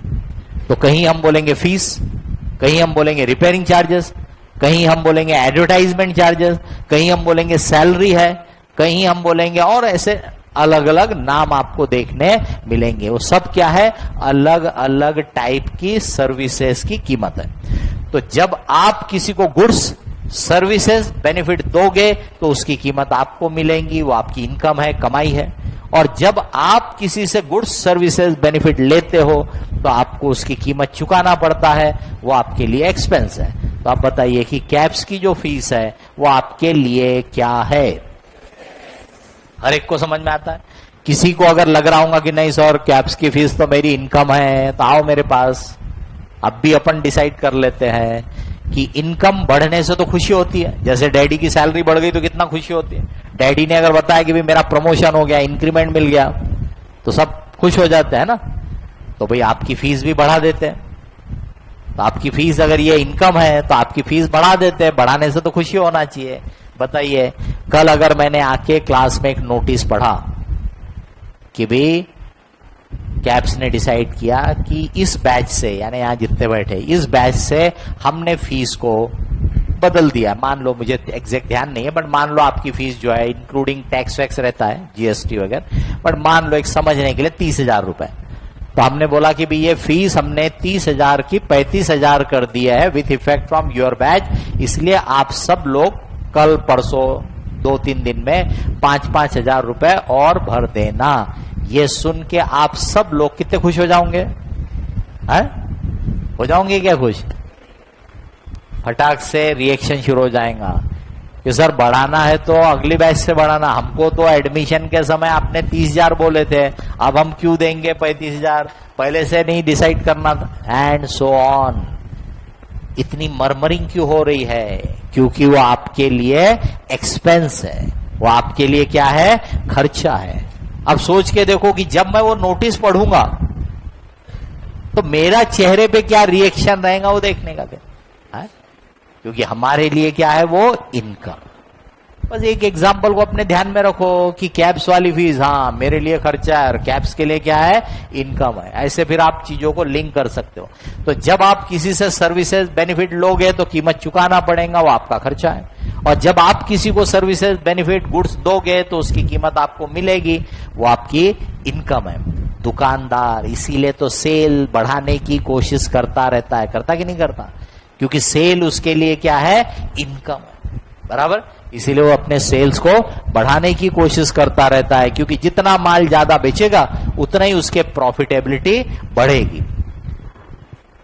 2 वर्ड हो गए, इनकम और एक्सपेंस। इसी एरो पे ऊपर वाले में ये क्या है? आपकी इनकम, नीचे वाला हो गया खर्चा। अब एसेट, एसेट 2 टाइप के होते हैं। एसेट 2 टाइप के होते हैं। कोई तो भी वैल्यूएबल चीज, जैसे हमारा डेस्क है, ये हमारे प्रोजेक्टर, कैमरा, ये जो चीजें हैं, इसको क्या बोलेंगे हम? ये हमारे एसेट है। तो कोई तो भी वैल्यूएबल चीज जो हमारी है, व्हाट बिलोंग्स टू अस, उसको हम बोलेंगे ये हमारा क्या है? एसेट है। और दूसरा, अगर हमको किसी से कुछ लेने का हक है, राइट है, उसको भी हम बोलेंगे एसेट। बताइए, आपकी अगर फीस बाकी होगी, इमेजिन कर लो थोड़ी देर के लिए कि आपकी कैप्स वाली फीस मान लो 50% बाकी है, तो बताइए आपके लिए वो फीस एसेट है क्या? आपको लेने का हक है क्या? वो नहीं।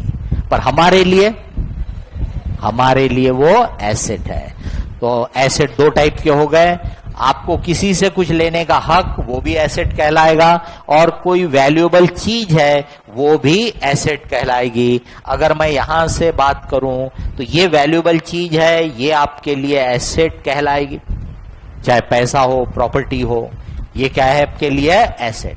ऊपर वाले एरो में अगर इस पर्सन को देखोगे, इस पर्सन को अगर मैंने सिर्फ ऊपर वाला एरो, ये वाला एरो आपको समझाया था ना, ये देखिए, मैंने इसको कुछ दे दिया, इसका मतलब अब मेरे को इससे कुछ लेने का हक बन गया, राइट बन गया। तो इसका मतलब ये मेरे लिए क्या बन जाएगा? एसेट। अब आपको अगर इधर के एरो में कैश प्रॉपर्टी दिख रहा है तो सोच के देखिए, वो एरो कैश को पढ़ो, कैश मेरे पास से जा रही, तो वो मेरे एसेट को क्या कर देगा? कम कर देगा। मतलब वो कोई नया आइटम नहीं है, वो मेरे एसेट को क्या करेगा? कम कर देगा। तो लिखना है तो अपन यहां लिख सकते हैं, क्या हो गया? ये एसेट को कम करना। अब चौथा आइटम, नीचे वाला एरो देखो आप, नीचे वाला एरो यहां पे आपको बना के दिखाया, ये देखो, ये आपने इस पर्सन से कुछ लिया, तो बताइए कि अब आपको बदले में इसको कुछ देना पड़ेगा कि नहीं पड़ेगा? That means you are liable to that person. उसी को अपन बोलते हैं लायबिलिटी। इसी को क्या बोलते हैं? लायबिलिटी। वापस आ जाता हूं, जितने भी आपके अकाउंट होंगे उनको नेचर के हिसाब से, मीनिंग के हिसाब से अपन 4 हिस्से में डिवाइड करते हैं। इनकम यानी अपनी कमाई, एक्सपेंस यानी अपना खर्चा, एसेट या तो कोई वैल्यूएबल चीज है या तो किसी से कुछ लेने का हक, लायबिलिटी यानी अपने ऊपर जो ऑब्लिगेशन है कि अपने को किसी को कुछ देना है। क्या बोला? किसी को कुछ देना है। आपको पूछूंगा तो आप बोलोगे वी आर लायबल टू पे, यानी मैं 50 बार बोलूंगा तब भी आपसे पूछूंगा ना तो आप यही बोलने वाले, लायबिलिटी यानी वी आर लायबल टू पे, जबकि वो गलत कंक्लूजन हो गया आपका। मैंने बोला we are liable to give something, कुछ देने के लिए लायबल। पैसा भी हो सकता है पर जरूरी नहीं है कि हर केस में पैसा ही देने की लायबिलिटी है, समझ रहे? सिमिलरली मैंने जब रिसीवेबल बोला, मैंने बोला हमको उससे कुछ लेने का हक है, पैसा या कुछ और वैल्यूएबल चीज, समझ रहे? हमेशा पैसा ही लेना है ऐसा नहीं है। सोच के देखो कि भी हमने दुकानदार को पैसे दे दिए कि भी हमको फलानी चीज मंगा के दे, तो बताइए कि अब आपको उससे पैसे लेने का हक है कि गुड्स लेने का हक है? गुड्स लेने का। बट वो आपके लिए क्या कहलाएगा? Asset, because you have a right to receive something from that person. समझ में आ गई बात?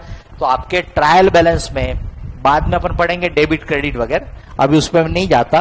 तो आपके ट्रायल बैलेंस में जितने डेबिट होंगे ये एसेट या एक्सपेंस होंगे, जितने क्रेडिट होंगे लायबिलिटी या इनकम होंगी। अब हमारे 2 स्टेटमेंट बनने वाले हैं, प्रॉफिट लॉस। प्रॉफिट लॉस का मतलब हमको सबको समझता है, फायदा नुकसान। तो हमने कितना कमाया यानी हमारी इनकम, और हमने उस कमाने के लिए कितना खर्चा किया यानी हमारे एक्सपेंस। तो हम हमारी पूरी इनकम, पूरे एक्सपेंस को एक स्टेटमेंट में ट्रांसफर करते हैं, एक अकाउंट में ट्रांसफर करते हैं, जिसको बोलते हैं प्रॉफिट एंड लॉस अकाउंट। एक तरफ पूरी इनकम, एक तरफ पूरे खर्चे। The difference is either profit और लॉस। जो बच गया वो क्या है? या तो फायदा है या तो नुकसान। अब जो भी फायदा नुकसान होगा इस बिजनेस का, वो इसके मालक लोगों को बिलोंग करता है, ओनर को बिलोंग करता है। बाद में अपन पढ़ेंगे कि ओनर के अकाउंट को ही अपन कैपिटल अकाउंट नाम से कॉल करते हैं। तो इसलिए जो भी प्रॉफिट लॉस आया उसको अपन जनरली ओनर के अकाउंट यानी कैपिटल अकाउंट में ट्रांसफर कर देते हैं। समझ रहे? अब हमारे पास जो बच गए वो एसेट, लायबिलिटी और कैपिटल। वो कैपिटल भी लायबिलिटी की कैटेगरी में आ जाता है। इसका मतलब हमारे पास अब जो भी बच गए, क्योंकि इनकम कहां गई? पीएनएल अकाउंट में। एक्सपेंस कहां गए? पीएनएल अकाउंट में। पीएनएल अकाउंट का बैलेंस कहां गया? कैपिटल अकाउंट में। इसलिए अब हमारे पास बचे क्या है? एसेट, लायबिलिटी और कैपिटल। वो कैपिटल और लायबिलिटी एक टाइप के हो गए, एक साइड के हो गए। इनको हम एक स्टेटमेंट के फॉर्म में उतार लेते हैं, एक तरफ पूरे एसेट और एक तरफ कैपिटल और लायबिलिटी। उस स्टेटमेंट को बोलते हैं बैलेंस शीट। उस स्टेटमेंट को क्या बोलते हैं? Balance sheet. एक तरफ पूरे एसेट, एक तरफ कैपिटल और लायबिलिटी, और ये बैलेंस शीट टैली हो जाएगी, मतलब इसके दोनों साइड इक्वल हो जाएंगे। क्यों? Double entry system. समझ रहे? तो किसी भी समय आपका ट्रायल बैलेंस टैली होना चाहिए, और ट्रायल बैलेंस पे से जब आप फाइनल अकाउंट बनाओगे तो बैलेंस शीट टैली होना चाहिए। ये बिल्कुल रूटीन वे में हो जाता है, सिस्टम के हिसाब से हो जाता है।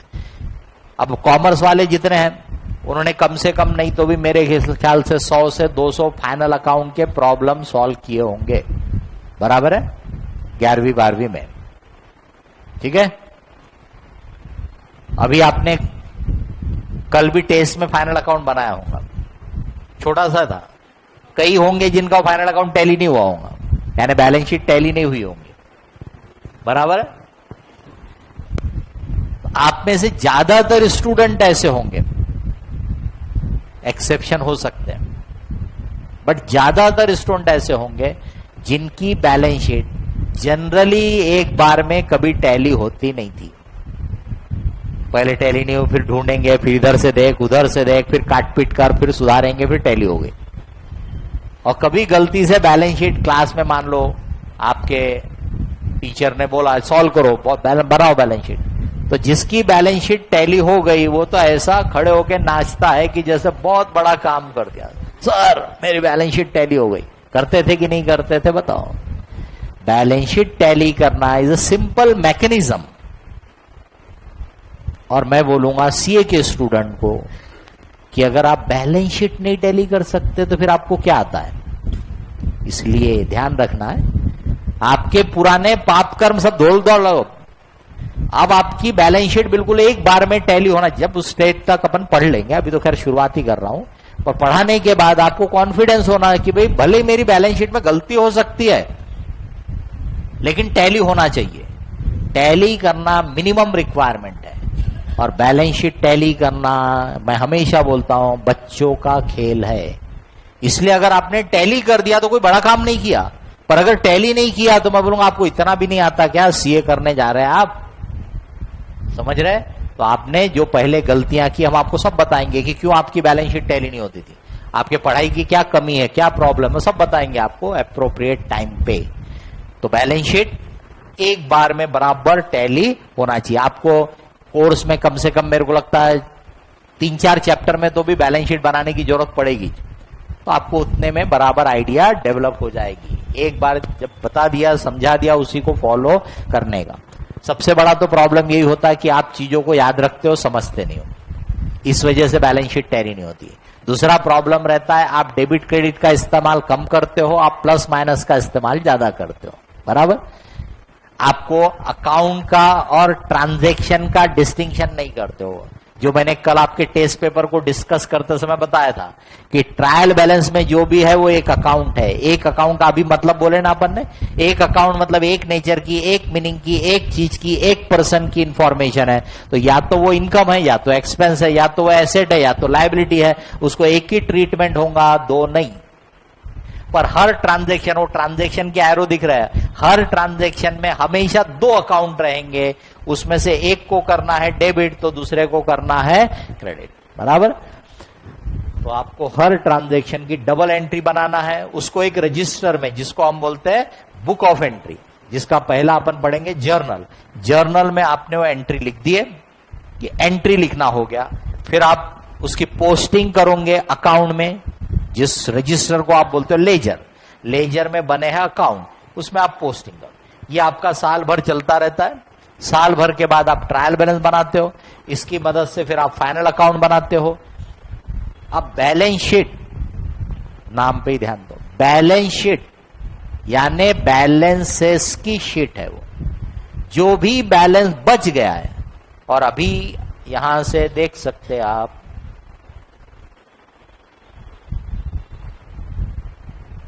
ये अकाउंटिंग ईयर खत्म हुआ है, हमारा बिजनेस नहीं खत्म हुआ, हमारी एंटिटी नहीं खत्म हुई। इसलिए यहां पे जो भी बैलेंस बचा है, जो बैलेंस शीट में दिख रहा है, नेक्स्ट ईयर में फिर से हमारा कारोबार शुरू हो जाएगा। तो ये जो भी बैलेंस बचे हैं नेक्स्ट ईयर की बुक्स में हम सबसे पहले रिकॉर्ड करते हैं, उसको बोलते हैं ओपनिंग बैलेंस। तो ये जो बैलेंस शीट में आपको दिख रहा है, ये नेक्स्ट ईयर की बुक्स में सबसे पहले रिकॉर्ड किया जाएगा, बराबर? इसको बोलेंगे हम ओपनिंग बैलेंस की अकाउंटिंग। इसका मतलब ये हुआ, आपने साल भर, यहां दिख रहा है ना, साल भर ट्रांजैक्शन अकाउंट किए, ट्रायल बैलेंस बनाया, फाइनल अकाउंट बनाया, बैलेंस शीट बनी। बैलेंस शीट में जो जो बैलेंस बचे वो सब नेक्स्ट ईयर की बुक्स में गए। नेक्स्ट ईयर में फिर यही अकाउंटिंग करोगे, फिर से नेक्स्ट ईयर के एंड में ट्रायल बैलेंस बनाओगे, फिर से फाइनल अकाउंट बनाओगे, फिर से बैलेंस शीट बनेंगी, फिर से जो बैलेंस बचे उसको अगले साल कैरी फॉरवर्ड करोगे। ये साइकिल है, इसको बोलते हैं अकाउंटिंग साइकिल। चलता रहेगा। कब तक चलता रहेगा? जब तक ये ऑर्गेनाइजेशन आपका चलता है। हर साल के साल आप अकाउंटिंग करोगे, फाइनल अकाउंट बनाओगे, फिर नेक्स्ट ईयर की बुक्स, नेक्स्ट ईयर फिर वही काम। तो इसी को बोलते हैं कि ये अकाउंटिंग साइकिल है। शुरुआत कहां से होती है? फिर ओपनिंग बैलेंस से।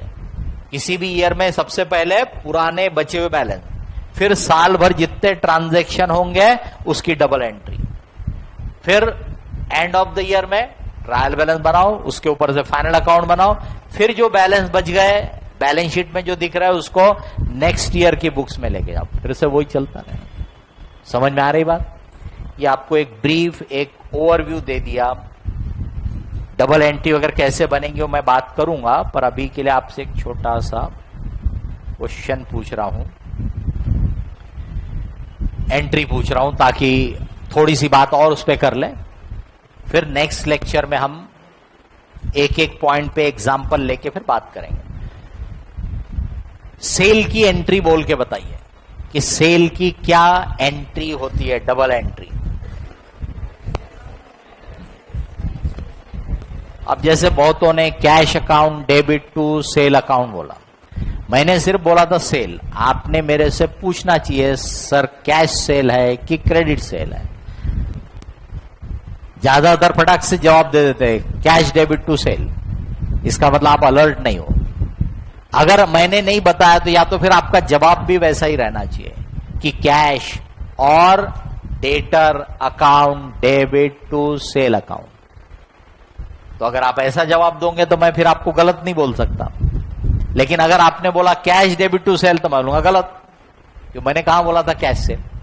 अगर आप बोलोगे डेटर डेबिट टू सेल, मैं बोलूंगा गलत, मैंने कहां बोला था उधारी में बेचा, है ना। तो ये ध्यान रखो, एग्जामिनर आपको टेस्ट करने के लिए सेंटेंसेस को ऐसे ही जरा ट्विस्ट कर देता हूं, और आपने ध्यान नहीं दिए तो बोलेगा कुछ और आप करोगे कुछ और। इसलिए बारीकी से हर चीज को सुनने का, ध्यान देने का, फिर जवाब देने का। तो चलो ठीक है, अपन अभी कैश सेल की बात कर लेते हैं। तो आपने क्या एंट्री बोले कैश सेल की? Cash account debit to sales account. कोई भी फिगर ले लो अपने समझाने के लिए, मान लीजिए 5000, बराबर। या डेट वगैरह रहती है, मैंने बताया था ना डेट वाइज अकाउंटिंग होती है, तो डेट का कॉलम हर जगह रहता है। तो मैं लिखूं ना लिखूं आपको मालूम होना चाहिए। तो आपने एंट्री पास कर दी। कहां पास कर दी एंट्री? जर्नल में। ऐसी दूसरा ट्रांजैक्शन होगा, तीसरा ट्रांजैक्शन होगा, चौथा, लाइन से ऐसी एंट्री लिखते चले जाओगे, बराबर है। कौन सा अकाउंट डेबिट और कौन सा अकाउंट क्रेडिट। एक बार उस एंट्री को फिर से पढ़ो।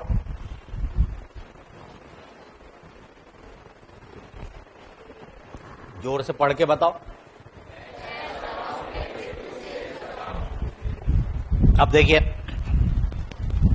हर कोई यही बोलेगा कैश अकाउंट डेबिट या cash account debited to sales account. अब जो आप सेंटेंस बोल रहे हो उसको ध्यान से फिर से एनालाइज करो। कैश अकाउंट डेबिटेड, तो इसका मतलब आपके दिमाग में मीनिंग जाएगा कि कैश अकाउंट डेबिट हो गया, जबकि यहां ये एंट्री लिखने से न डेबिट हुआ न क्रेडिट हुआ। ये पहला प्रिंसिपल समझ लो बराबर। यहां ये एंट्री लिखने से न डेबिट हुआ है न क्रेडिट हुआ, इसलिए ये जो पढ़ते हैं यही इम्परफेक्ट है। पढ़ते सब ऐसी जाए, मैं भी पढ़ते समय ऐसे ही पढ़ूंगा, लेकिन क्योंकि मुझे बारीकियां समझती है इसलिए मैं पढ़ूंगा भले ऐसे, लेकिन मैं समझ जाऊंगा कि क्या बोल रहा हूं और क्या अकाउंटिंग है। पर आप लर्नर हो, आप सीख रहे हो, तो आप जैसा बोलोगे वैसे ही आपके दिमाग में उसका आइडिया बनेगा। इसलिए आप बोलते समय बारीकियों को डेवलप करो जो कोई और नहीं बताएगा। तो पहला प्रिंसिपल आप ध्यान रखो कि ये लिखने से न डेबिट हुआ न क्रेडिट हुआ। डेबिट होता है, जब मैंने थोड़ी देर पहले बताया था आपको, डेबिट होता है जब आप अकाउंट के डेबिट साइड में लिखते हो, और ये अकाउंट नहीं है, ये अकाउंट नहीं है, ये जर्नल है, बुक ऑफ एंट्री है। अकाउंट कौन से रजिस्टर में बनते हैं? लेजर में, बराबर है। ये तो जर्नल है, तो एंट्री लिखा। तो जब मैं लेजर में अकाउंट बनाऊंगा, मान लो कि भी ये कैश अकाउंट मैंने लेजर में बनाया, और इसके डेबिट साइड में जब मैं ये 5000 लिखूंगा, तब आप बोलो cash account debited, cash account debit हो गया। ये जर्नल में लिखने से न डेबिट हुआ न क्रेडिट हुआ। लेजर के किसी और पेज पे सेल्स अकाउंट बनेगा। जब मैं सेल्स अकाउंट के क्रेडिट साइड में 5000 लिखूंगा, तब आप बोलो कि सेल्स अकाउंट क्रेडिट हुआ।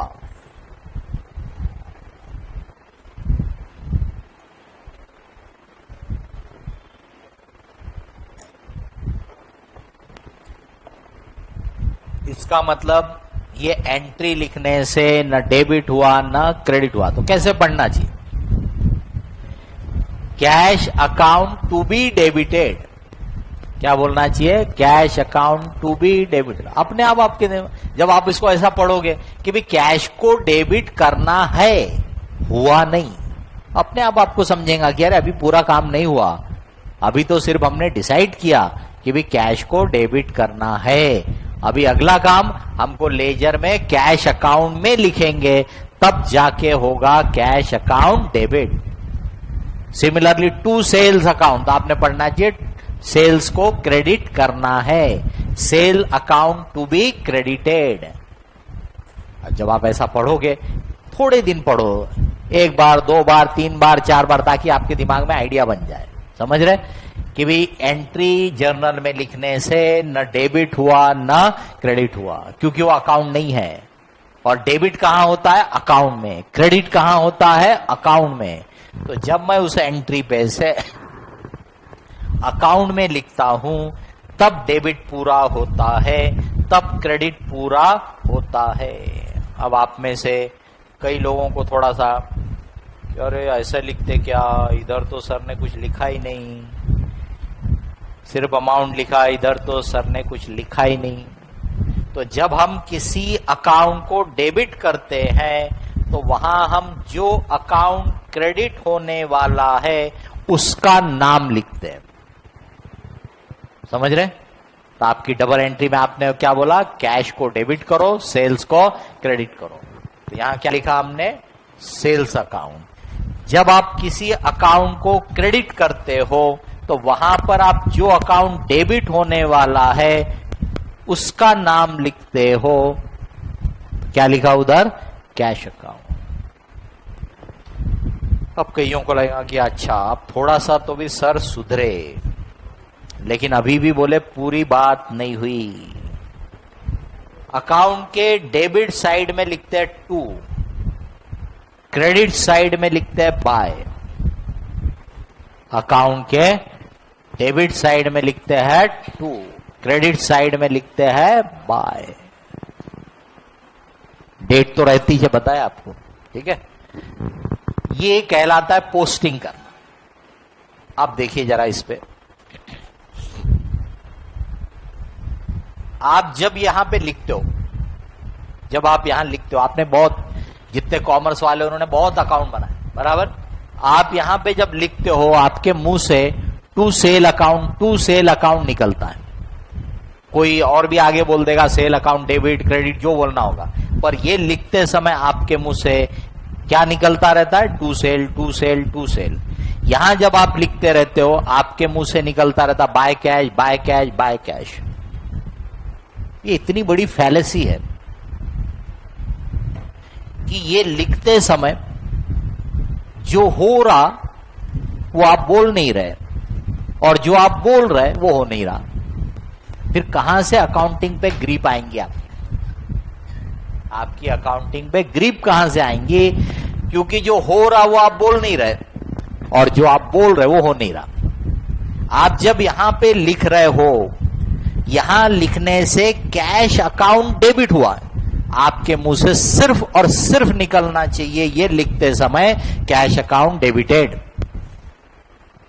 आपके मुंह से टू सेल का राग निकलना ही नहीं चाहिए, तब तो करेक्ट आइडिया डेवलप होंगी। आप तो वहां लिखते समय कैश अकाउंट का तो बेचारे का नाम इतनी लेते, आप बार बार क्या बोलते रहते हैं? To sale. तो जब आपने यहां लिखा तो इसका इफेक्ट क्या हुआ? कैश अकाउंट डेबिट हो गया। तो आपने लिखते समय बोलना चाहिए मैंने कैश अकाउंट, यहां से पढ़ना चाहिए, ये यहां से कि भाई कैश अकाउंट को डेबिट करना है। फिर मैं लेजर में कैश अकाउंट निकालूंगा, और उसके डेबिट साइड में मैंने जैसी अमाउंट लिखा तो बराबर अपने दिमाग में आना चाहिए, अपने मन में आना चाहिए कि मैंने कैश अकाउंट को डेबिट कर दिया। चुपचाप यहां पे क्रेडिट वाले का नाम लिख देना। समझ रहे? उसको बार बार बोलो मत, क्योंकि यहां मैं सेल अकाउंट लिखूं या ना लिखूं, उससे मेरे सेल अकाउंट को कुछ नहीं होता। समझ रहे? मैंने यहां सेल के बदले मान लो सैलरी लिख दिया गलती से, जल्दी जल्दी में सेल के बदले क्या लिख दिया, सैलरी लिख दिया, बट गया तो सेल अकाउंट में ही है ना, यहां सैलरी लिखने से थोड़ा कोई फर्क पड़ा। इसलिए चीजों को समझो कि यहां लिखने से क्या हुआ, कैश अकाउंट डेबिट हुआ, तो आप बराबर वो बोलो कि कैश को डेबिट किया, पर लिखना क्या है वहां पे, तो चुपचाप जो अकाउंट क्रेडिट हो रहा उसका नाम लिख दिया। जब आप यहां पोस्टिंग कर रहे हो तो यहां से पढ़ना चाहिए, sales account to be credited, मतलब सेल्स को क्रेडिट करना है। फिर अपन ने अकाउंट निकालना सेल्स, उसके क्रेडिट साइड में ध्यान से देखिए अमाउंट पहले लिखने का, क्योंकि अमाउंट असली चीज है। तो आपने अमाउंट लिखा तो लिखते लिखते आपके दिमाग में एम्फसाइज होना चाहिए कि सेल अकाउंट क्रेडिट हुआ, सेल अकाउंट को क्रेडिट किया, बराबर। और फिर अपने को मालूम है कि अपन जब किसी अकाउंट को क्रेडिट करते हैं तो वहां डेबिट वाले का नाम लिखते हैं, जब अपन किसी अकाउंट को डेबिट करते हैं तो वहां क्रेडिट वाले का नाम लिखते हैं। क्यों? क्योंकि उससे मुझे डबल एंट्री भी समझ में आ सकती है, उससे मुझे मीनिंग निकालने में भी मदद मिलती है। इसलिए अपना ये सिस्टम बना है कि जब आप किसी अकाउंट को डेबिट कर रहे हो तो वहां पर्टिकुलर्स में क्रेडिट वाले का नाम लिख दो, तो मैं यही देख के बता सकता हूं कि कैश को डेबिट, सेल्स को क्रेडिट किया होगा, बराबर। यानी मेरे को डबल एंट्री ध्यान में आती है, मीनिंग भी समझ में आ जाता है कि अच्छा मैंने कैश में माल बेचा है, कैश लिया और माल दिया। अगर वो सेल अकाउंट को वहां से छुपा दो तो फिर नहीं समझ में आएगा, यार डेबिट तो हुआ कैश में लेकिन क्रेडिट कहां गया, बराबर। फिर काय के पैसे मिले वो अपने को ध्यान में नहीं आएगा। अकाउंट बुक का ऑब्जेक्टिव क्या बताया था अभी थोड़ी देर पहले, अकाउंट बुक का ऑब्जेक्टिव क्या बताया था, इज टू गिव इंफॉर्मेशन। तो इसीलिए सिस्टम ऐसा बना है कि मैं अगर कोई अकाउंट को देख रहा हूं तो मेरे को डबल एंट्री भी ध्यान में आ जाए और मेरे को उसका मीनिंग निकालने में भी मदद मिले। अब ये जो तीन चीजें आप लिख रहे हो, डेट तो रहेगी, उसकी बात ही नहीं कर रहा हूं, अमाउंट, अकाउंट का नाम और टू बाय। क्या लिखा, क्या लिखा, पढ़ने में नहीं आया क्या, मस्ट। मस्ट का मतलब समझता ना, जरूरी है, दिस इज मस्ट, मतलब उसके बगैर अकाउंटिंग नहीं होती। क्या लिखा, एडवाइजेबल, मतलब लिखो अच्छा है लेकिन मस्ट नहीं है। इसका मतलब बाय चांस गलती से गलत लिख दिया, नहीं लिखा तो भी उससे अकाउंटिंग गलत नहीं होती है, ख्याल रखना। क्योंकि एंट्री में आपने डिसाइड किया कैश को डेबिट करना है, कर दिया, आपने एंट्री में बोला सेल्स को क्रेडिट करना है, कर दिया। अब जल्दी जल्दी में मैंने अगर यहां पे सैलरी भी लिख दिया होगा तो उससे मेरी अकाउंटिंग गलत नहीं हुई, क्योंकि बराबर कैश डेबिट हुआ है, बराबर सेल्स क्रेडिट हुआ है। लेकिन कोई पढ़ेगा तो वो कंफ्यूज हो जाएगा, बराबर, उसको मीनिंग निकालने में गड़बड़ी होगी। तो इसीलिए क्या बोला है, एडवाइजेबल है, मस्ट नहीं है। मतलब बाय चांस छूट भी गया तो सुधार लो, लेकिन कोई बड़ी बात नहीं है। तो दिस इज मस्ट। ये अगर आपने गलत लिख दिया अकाउंटिंग गलत हो गई, ये आपने अगर गलत लिख दिया अकाउंटिंग गलत हो गई। यूजलेस, क्या लिखा है,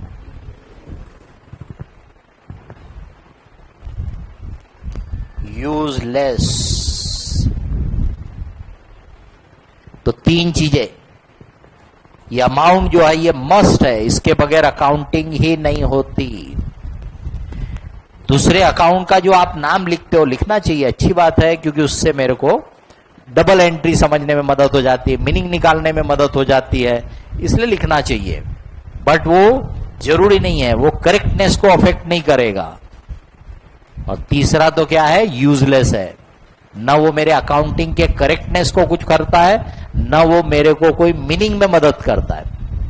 अब आप ही सोच के देख लो कि आपने जब 2 साल अकाउंट्स पढ़े तो आप जब लिखते थे आपके लिए टू और बाय तो सबसे ज्यादा इंपॉर्टेंट चीज रहती थी, आपकी तो शुरुआत वहीं से होती है। और किसी ने मान लो नहीं लिखा होगा तो पहले अबे तेरे को समझता नहीं क्या, इधर टू लिखना पड़ता, इधर बाय लिखना पड़ता, नंबर कटेंगे ना, है ना, नंबर नंबर नंबर। तो अभी इसका देख लो रोल, एज ए स्टूडेंट आप लिखो, बट समझो कि भाई वो कोई काम का नहीं है, यूजलेस है वो, समझ रहे, इसलिए पढ़ाई करते समय उस पर मत फोकस हो, करेक्ट चीजों पे फोकस हो, जिस पे मीनिंग निकालना उस पे फोकस हो। ये क्या है, वो टू एंड बाय के पीछे पड़े रहते हैं। इसलिए मैं बहुत बार क्लास में जानबूझ करके अकाउंट बनाते समय न डेबिट में टू लिखूंगा न क्रेडिट में बाय लिखूंगा, ताकि आपको रिमाइंडर रहेगा कि टू एंड बाय हमारे लिए जरूरी चीज नहीं है। हमारा फोकस अकाउंटिंग बराबर करो, मीनिंग बराबर निकालो, उस पे दो। समझ में आ रही बात? तो एंट्री लिखने से न डेबिट हुआ न क्रेडिट हुआ। जब आप इसकी पोस्टिंग रिस्पेक्टिव अकाउंट में करोगे तब डेबिट और क्रेडिट कंप्लीट होगा, बराबर।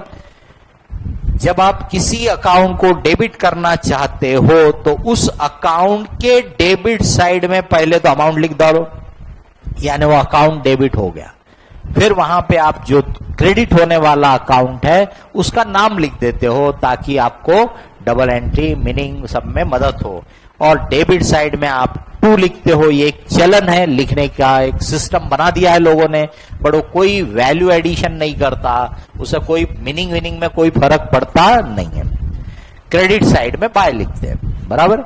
ये आपको एंट्री कैसे बनाते हो बाद में सीखेंगे अपन, पर लिखते कैसे जर्नल में दिखा दिया, और पोस्टिंग कैसे करते हैं। लेकिन उससे इंपॉर्टेंट है पढ़ना कि एंट्री लिखने से न डेबिट हुआ न क्रेडिट हुआ, तो अपन ने पढ़ना चाहिए cash account to be debited, sales account to be credited.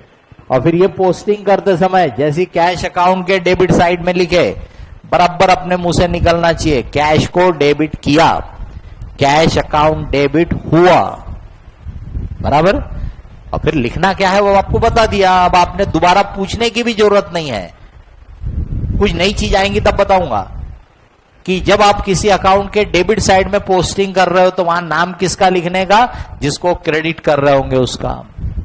जब आप किसी अकाउंट के क्रेडिट साइड में पोस्टिंग कर रहे होंगे तो वहां नाम किसका लिखने का है, डेबिट वाले का। क्योंकि देखो ये आपने जो क्रेडिट किया, ये सेल अकाउंट को क्रेडिट हुआ, ये तो ऊपर लिखा ही है, ये सेल अकाउंट है, मतलब सेल को क्रेडिट किया, बराबर। तो यहां पे मैं अगर सेल लिखूंगा भी तो मतलब क्या है, ये तो मेरे को मालूम है ना, सेल अकाउंट क्रेडिट किया, कैश अकाउंट डेबिट किया, बराबर। तो फिर क्या लिखने का, तो सिस्टम बोलता है दूसरे अकाउंट का नाम लिख दो, ताकि आपको यहीं के यहीं डबल एंट्री दिख जाएगी, आपको जर्नल में जाके एंट्री देखने की जरूरत नहीं पड़ेगी, यहीं दिख जाएगी आपको डबल, बराबर। तो ऐसा चीजों को ज्यादा इंफॉर्मेटिव बनाने का वो तरीका है।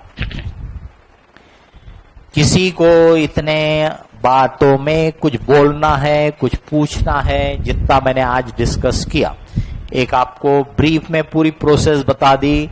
अकाउंटिंग करते समय कभी भी सबसे पहले एंटिटी को ध्यान में लाने का, अपने आप को एंटिटी की जगह पे रख के सोचने का, उसके ट्रांजैक्शन की डबल एंट्री पे से पोस्टिंग, फिर उसी पे से बनता है ट्रायल बैलेंस, फिर उसी पे से फाइनल अकाउंट, बराबर। किसी को भी इतने इसमें कुछ बोलना है, पूछना है तो बता सकते हो, थोड़ा जोर से बोलने, बोलिए। हाँ,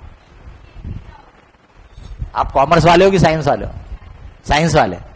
पेशेंस रखो, धीरे धीरे सब पढ़ेंगे। अभी मैं क्योंकि आपको एंट्री बनाना सिखा ही नहीं रहा, इसलिए अभी वो जाने का मतलब नहीं है, लेकिन आपने क्यूरियोसिटी बस बोला है, इसलिए मैं बता दे रहा हूं। जो भी पार्टी होगी वो पार्टी का नाम लिखोगे आप, XYZ जो भी होगा, उन सब पार्टियों को हम कलेक्टिवली बोलते डेटर, समझ रहे। तो अकाउंट में एंट्री में क्या लिखा जाएगा, एक्चुअली उसका नाम। राम को माल बेचा तो राम अकाउंट डेबिट, श्याम को बेचा तो श्याम अकाउंट डेबिट, XYZ को बेचा तो XYZ डेबिट, पार्टी का अकाउंट डेबिट, और सेल हमारी इनकम है, सेल्स अकाउंट क्रेडिट, समझ रहे। लेकिन अभी आप उधर जाओ मत, अभी पहले जितना हम शुरू करेंगे उस पे जाओ। बोलिए, किसी को और कुछ बोलना है, पूछना है? आपके मन में इससे रिलेटेड कुछ भी होगा तो।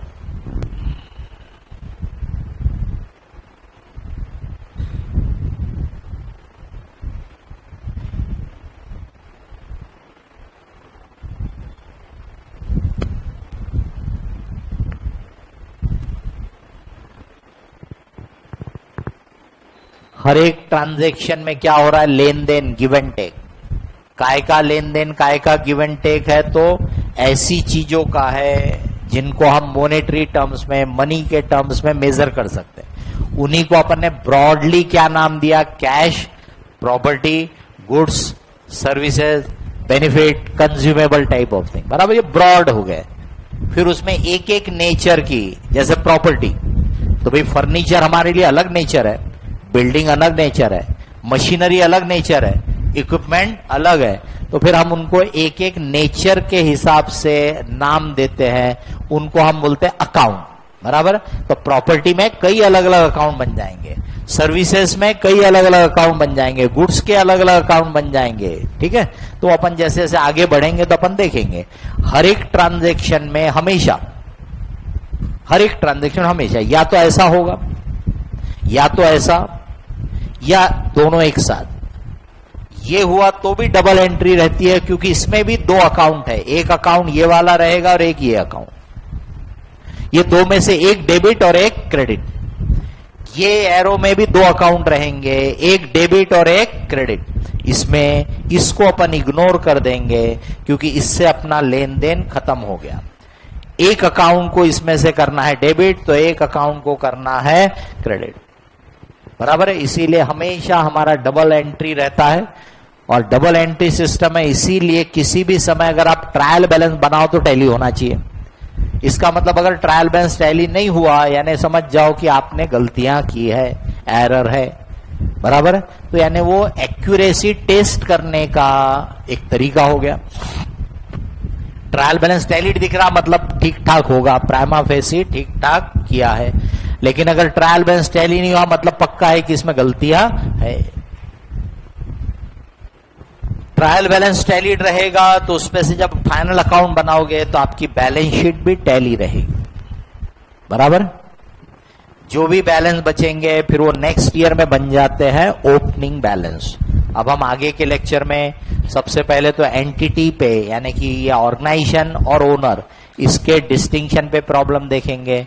फिर हम इन अकाउंट्स को, यही अकाउंट जिसको आज मैंने आपको मीनिंग के हिसाब से बताया, एसेट, लायबिलिटी, एक्सपेंस, इनकम, इन्हीं को हम रियल, पर्सनल, नॉमिनल में क्लासिफाई करते हैं। यही अकाउंट है, रियल, पर्सनल, नॉमिनल, तो बाद में बात करेंगे। फिर उस पे प्रॉब्लम लेंगे, फिर एसेट लायबिलिटी पे प्रॉब्लम लेंगे। बराबर, फिर अपन उसमें से ट्रांजैक्शन में दो अकाउंट कौन से वो आइडेंटिफाई करेंगे। ऐसे अपन पार्ट स्टेप बाय स्टेप चलेंगे। उसके बाद फिर अपन डबल एंट्री बनाना सीखेंगे।